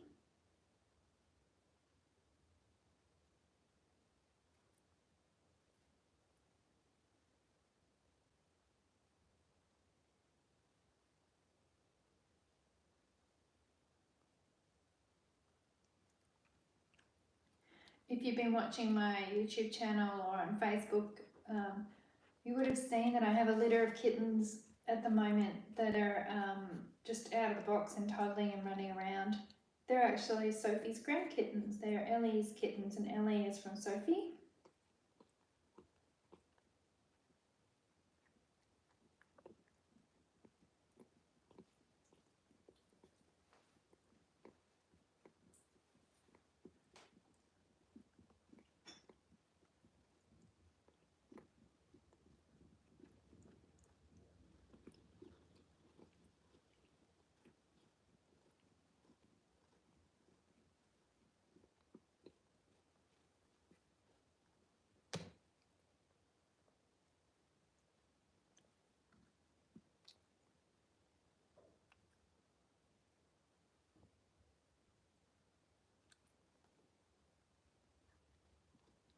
Still look huge, Soph.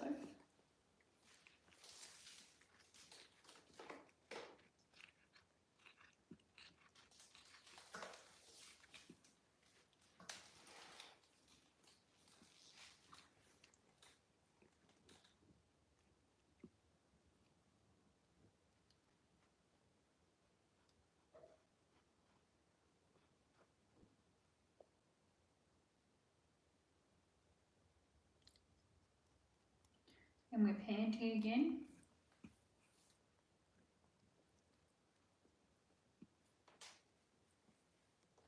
So what can be happening is the next kitten could be right up the top of those horns and needs to make its way down. So it feels like when one kitten comes out, the next one should just be behind it, ready to go, but that's not always the case. It could be up quite high and it needs to make its way down.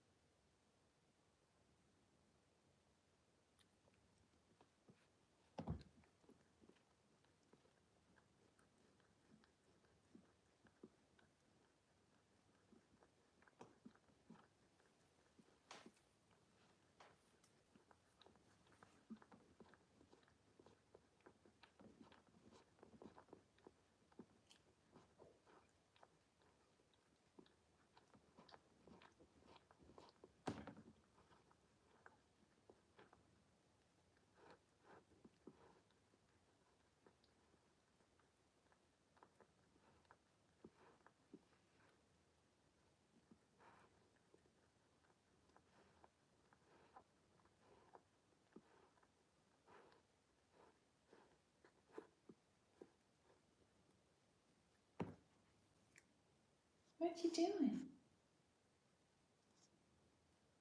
You look crazy.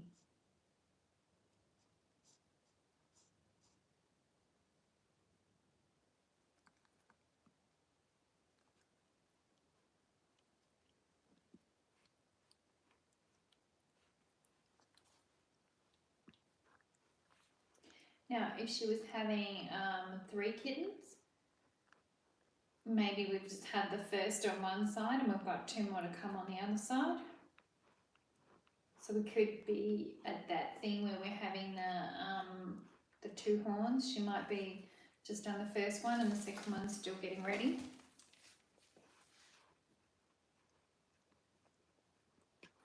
How often do I let my queens breed and how many litters total? Okay, well, so I'm going to assume that that's not about judgment, and I'm going to answer you completely honestly there. It depends on the cat, and it depends on the cat. It really does depend on the cat. So Sophie is on her 3rd litter. She had a litter of 2, then she had a litter of 1, and now this is her 3rd litter.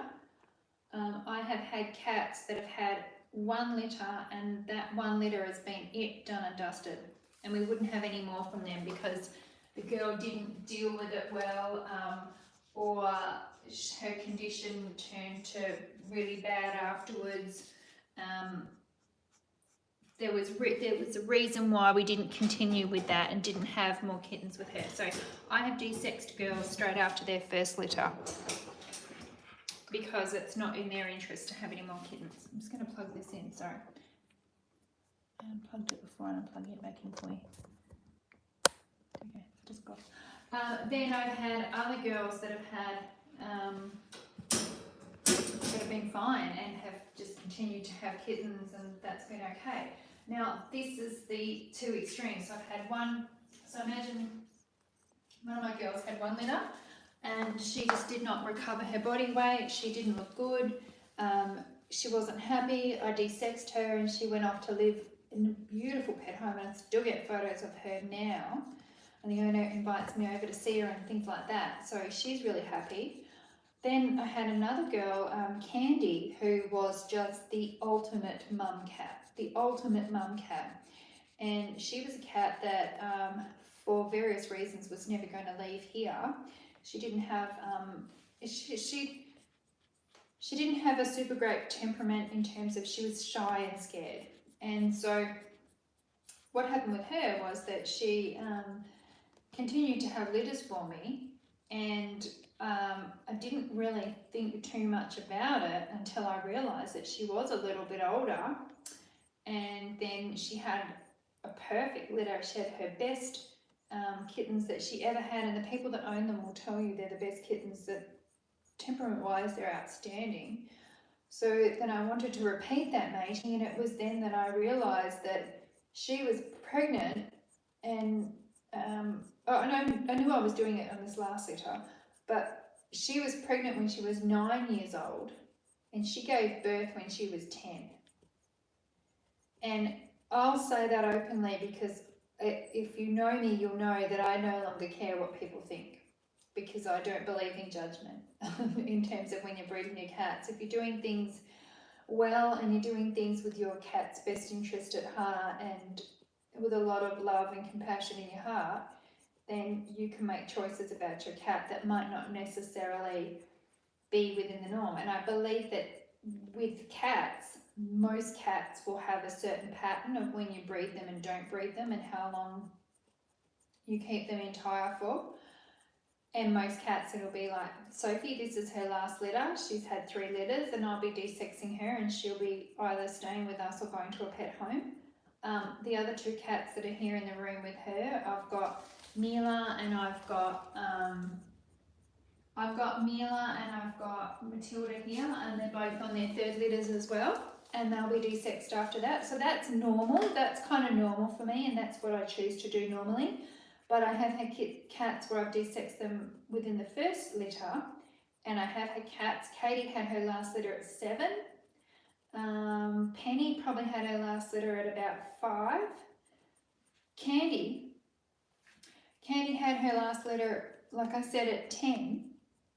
She didn't have any kittens for the first couple of years of her life, and then there were a couple of years where she had more than 1 litter. But that cat never lost condition. That cat was happiest and in absolute heaven when she had babies, and there was nothing about her that was, you hear the term used, overbred. You can see Sophie's laying down now. She's getting sort of more into the position for hopefully giving birth to the next kitten. So Candy never had anything that you would think of was a thing for having too many kittens. So she, when she was de-sexed,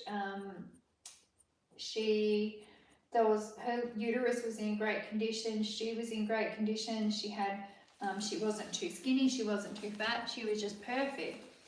And she still lives with me now, and she is still in fantastic condition. And as soon as she was de-sexed, she still had this habit of stealing, you know, when she was having kittens and having litters of kittens, she would steal every other kitten in the room. She would cry at them until they came over to feed off her because she was desperate for the babies. And when she was de-sexed, she was like a grandma, and she used to, you know, love having the babies then. So that cat's joy in life was having kittens. And there was no reason to not have kittens except for this notion that you have to, it's 3 litters and you're done, or they're 3 years old and they're done. There's always going to be cats that are going to be either side of that rule.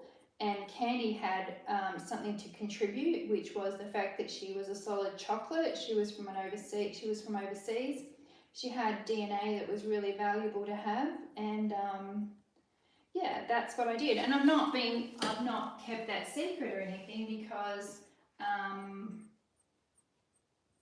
3 small litters and people have judged you. Yeah, well, people are idiots. I don't mean to offend anybody in saying that, but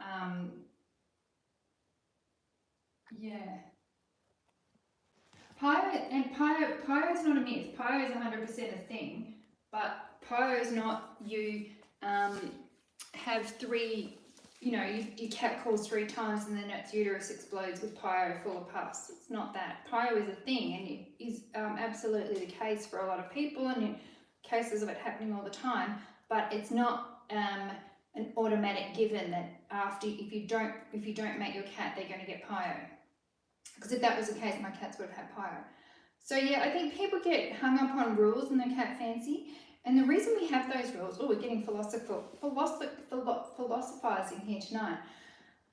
The reason we have those rules is because some people don't do the right thing. So I've just told you about my experience with Candy, and she, like, 100% guarantee you that by the time she got de-sexed, the vets didn't even, when I said to her she's 10, no one believed me. So that's a really good example of someone that knows their cats well and knows what their cat's condition is and all of that. But there are people that would take that cat that I de-sexed after 1 year, after the first mating, first litter, de-sex that cat because that cat was clearly it was not in her best interest to have another litter. She was too thin, she was calling constantly, it was just not good. She looked like a skeleton walking around with fur attached to her.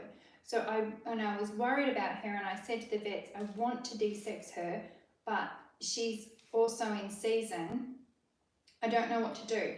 Is she too skinny for the de-sexing operation? Should I have another litter so that then we can de-sex her after that litter? What should I do? And my vet said to me, Pamela, we've dealt with stray cats and random bred cats before. We've dealt with worse cats than her in terms of condition. Let's get a de-sex so that she can start recovering and put on weight and everything. So I was really happy that I could do that, and I de-sexed her after that first litter. Now, there are people in the world that would not do that. They would go, well, that cat's worth money, that cat's worth money, her kittens are worth money to me, or I need to breed the cat that I want because I haven't got what I wanted yet, or that cat cost me a lot of money and I need to get my money's worth out of her, or I really want that kitten that is that particular colour and she didn't give it to me, so I'm going to go again because I really want that kitten, or I really want that show cat. Sophie, don't you even think about it. No, back you go. Good girl. Come on, push that other baby out. So there's a lot of people that would do that kind of thing, and that's why we have the rules that we have, because people do the wrong thing, and therefore we have to make rules around it. And unfortunately, some of those, some people get caught up in that would be fine making good decisions for their own cats, and other people get caught up in the idea of it because they hear that it's bad to do it. They hear that someone tells them that you need to de-sex your cat after 3 litters, therefore they're going to de-sex their cats after 3 litters, and they're going to make anyone else that does anything different to that feel bad about it. And there's no point for the feeling bad about it. Because if you're not doing the wrong thing like that other person that I just described, and you are doing what's right for your cats, then there's scope for that in the cat fancy. I think that unfortunately we have to put rules in place because of people's bad behaviour, but we catch the people up in that are people that wouldn't behave badly. So if your cat's had 3 litters and people were judging you because you're going to go for a 4th litter, my answer to that is come and have a look at my cat.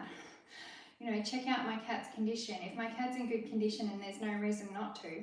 Because the other thing that we get fully get away from this, and I say this a lot to people, is that cats in nature will behave in a certain way. Do you think that cats in nature go, oh no, sorry, I've had my 3rd litter, there's not going to be any more? No, they go, I'm on heat, have sex with me so that I can have some more kittens.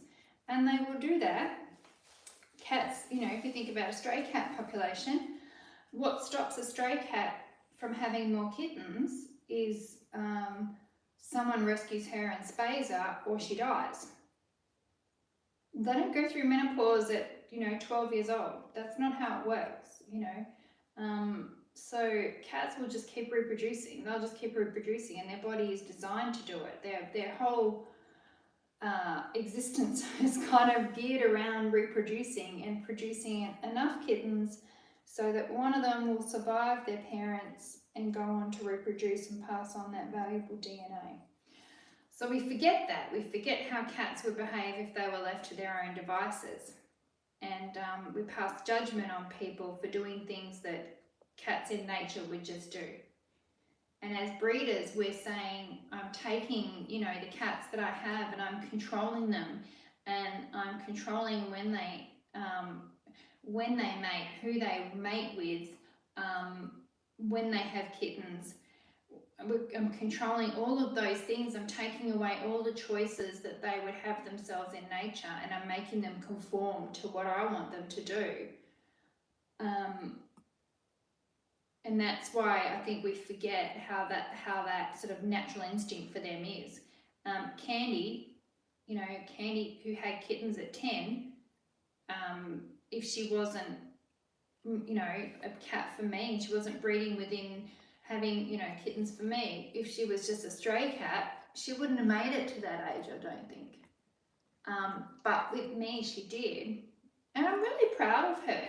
And I guess in saying, I've had people throw judgment at me for that. You know, that's disgusting that you would have a cat give birth at 10. My answer to that is, I don't care what you think.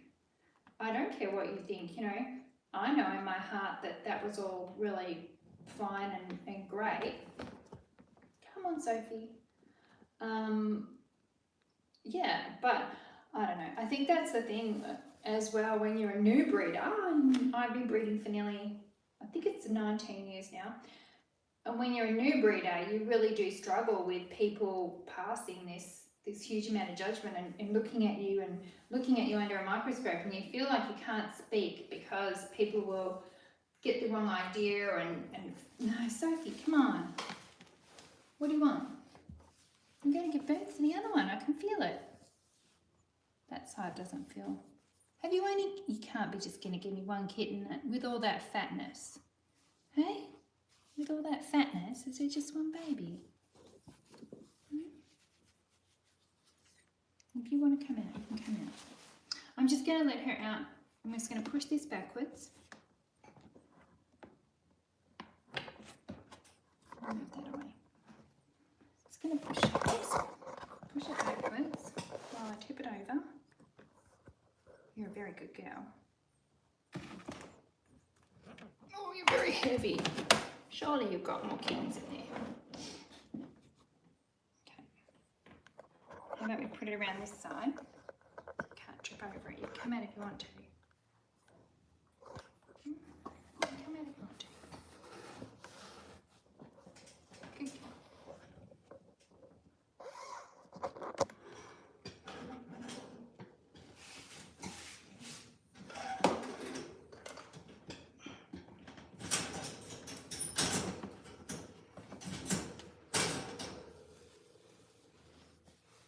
Now she's back. Thanks.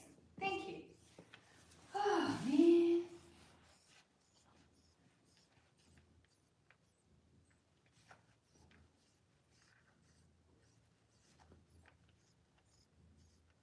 Okay.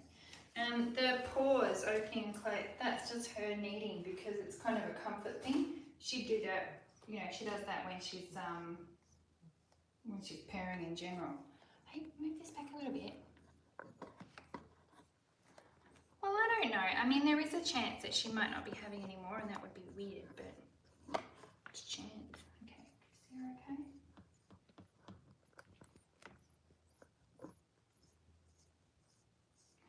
getting back to my rant.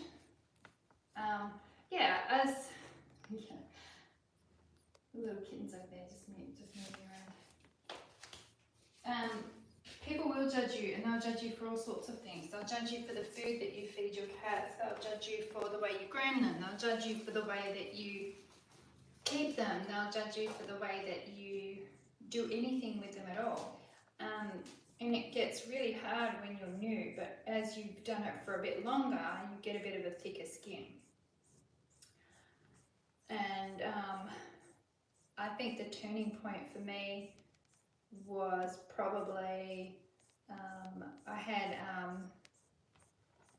breast cancer and a double mastectomy and chemo during COVID, during the COVID lockdown. And so once you go through that and get through the other side of that, you no longer care about anybody's judgment. So this is my hobby that brings me a huge amount of joy, and I love my cats, and I treat them all as good as I can, and I love the fact that my cats and kittens have gone on to make people very happy. Well, we might just be having one kitten, which would be weird. It's been a long time, Sophie. Of course, it would be the one cat that I put the camera on that takes forever to give birth. But we did get the video of the little kitten coming out. I'm just waiting for the next one.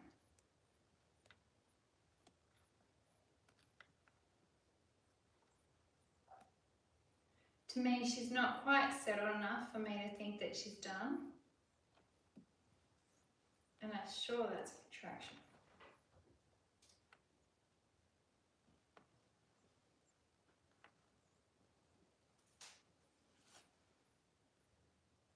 Sophie?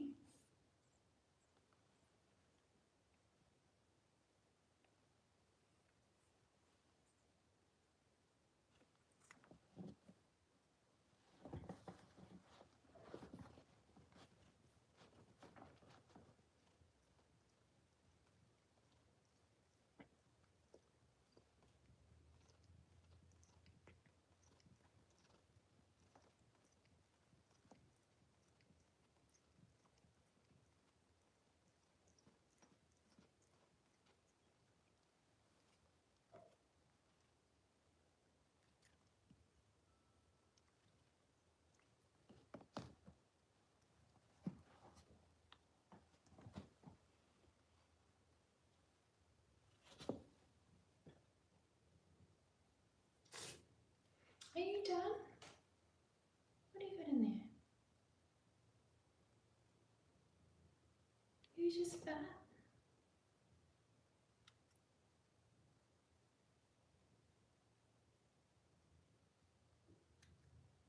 I feel like this happened last time when Sophie had a litter of one.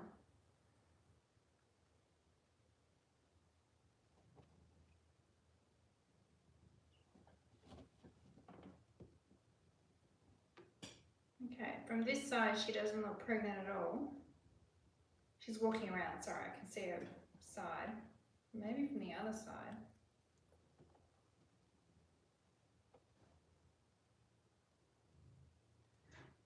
The other thing that we can look for is we can look for movement in her belly.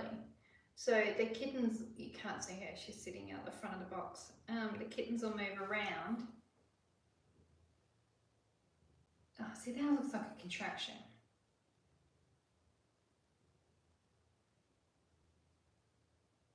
The kittens will move around and you can tell that she's still pregnant if she's still got kitten movement inside. It's very exciting when you're a new breeder and you see that happen for the first time.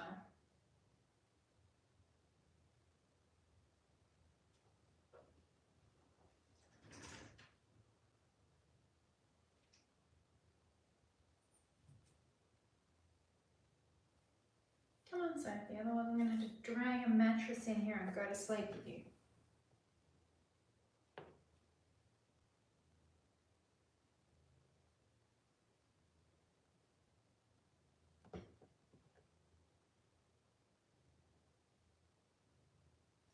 You looking for your kitten?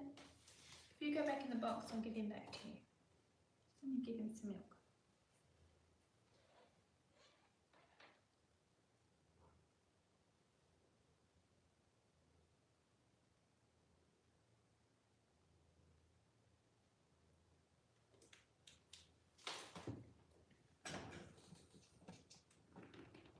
Well done.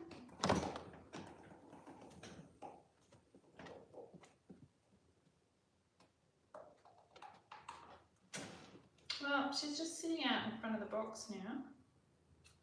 So, I don't know if she's even got anything else in there. That might be it, guys.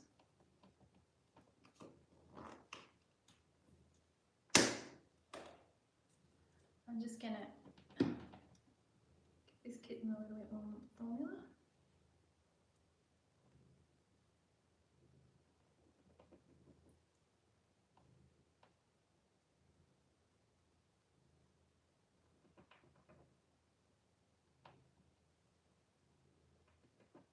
There's one there. It's all good. Want your baby back, Sophie?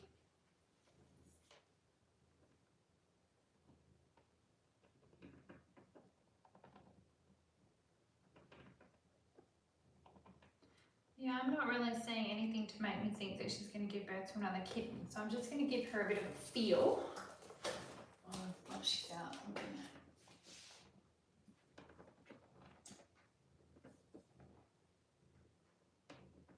Katie, when would I start to be worried about it? I'd be worried about it if I was 100% certain there was more kittens in there. But I wouldn't be worried about it even then now. I just waited out for a bit longer. What I would be concerned about is if she was pushing, down, I'm just going to turn this around so you can see I'm talking to an empty box here. You there, sweetie? If she was pushing, if she was like really bearing down and pushing and not able to push anything out, then I would be concerned, but she's not pushing. And the contractions that we might have seen might have just been ones where she was just expelling stuff.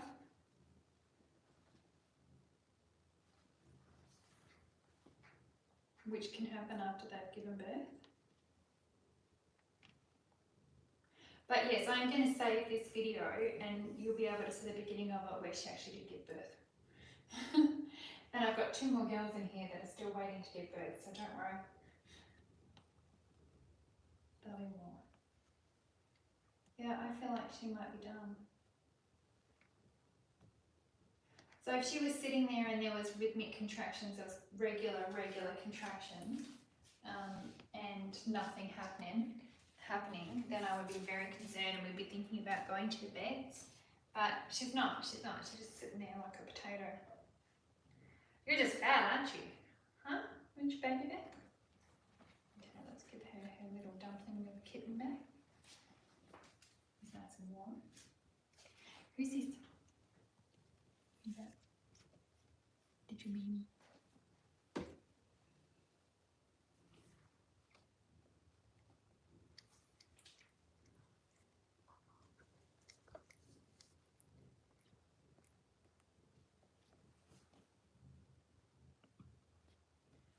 What I'm going to do next is I'm going to just give her some fresh bedding and put the lid back on the box and leave them to it. Oh, she does him. One's fine. I didn't need anything from this mating. I just had this mating because her daughter was pregnant as well. And I wanted to make sure that if anything went wrong and we didn't end up with kittens from her, that I still had Sophie and Tyre and I could do the, I could keep something from her because Sophie was an only kitten herself, just like her little fat baby here. And she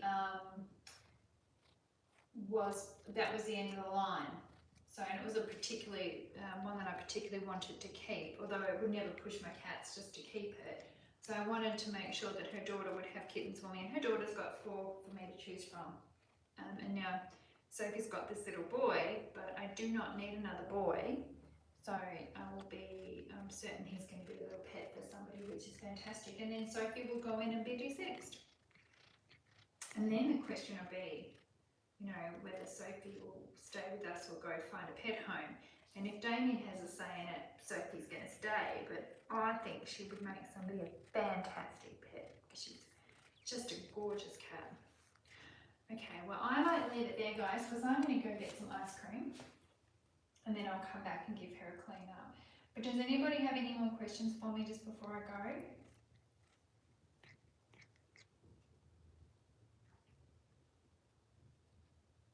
Thanks for joining me tonight. I'll when the next one's coming, I might do the same thing, depending on how late it is. If it's late and in the middle of the night, maybe not.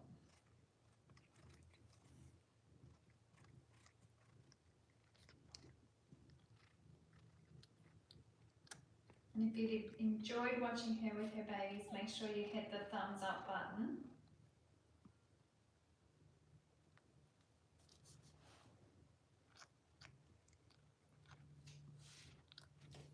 Good girl.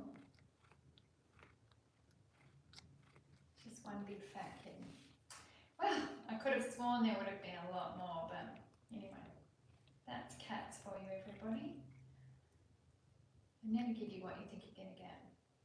Okay, well, I'm just going to turn off my iPhone, and thanks for joining me. You want to say goodbye, Soph? Say bye-bye. Zoom in on that little baby. Just sleeping. You're a good girl, my little one-eyed pirate.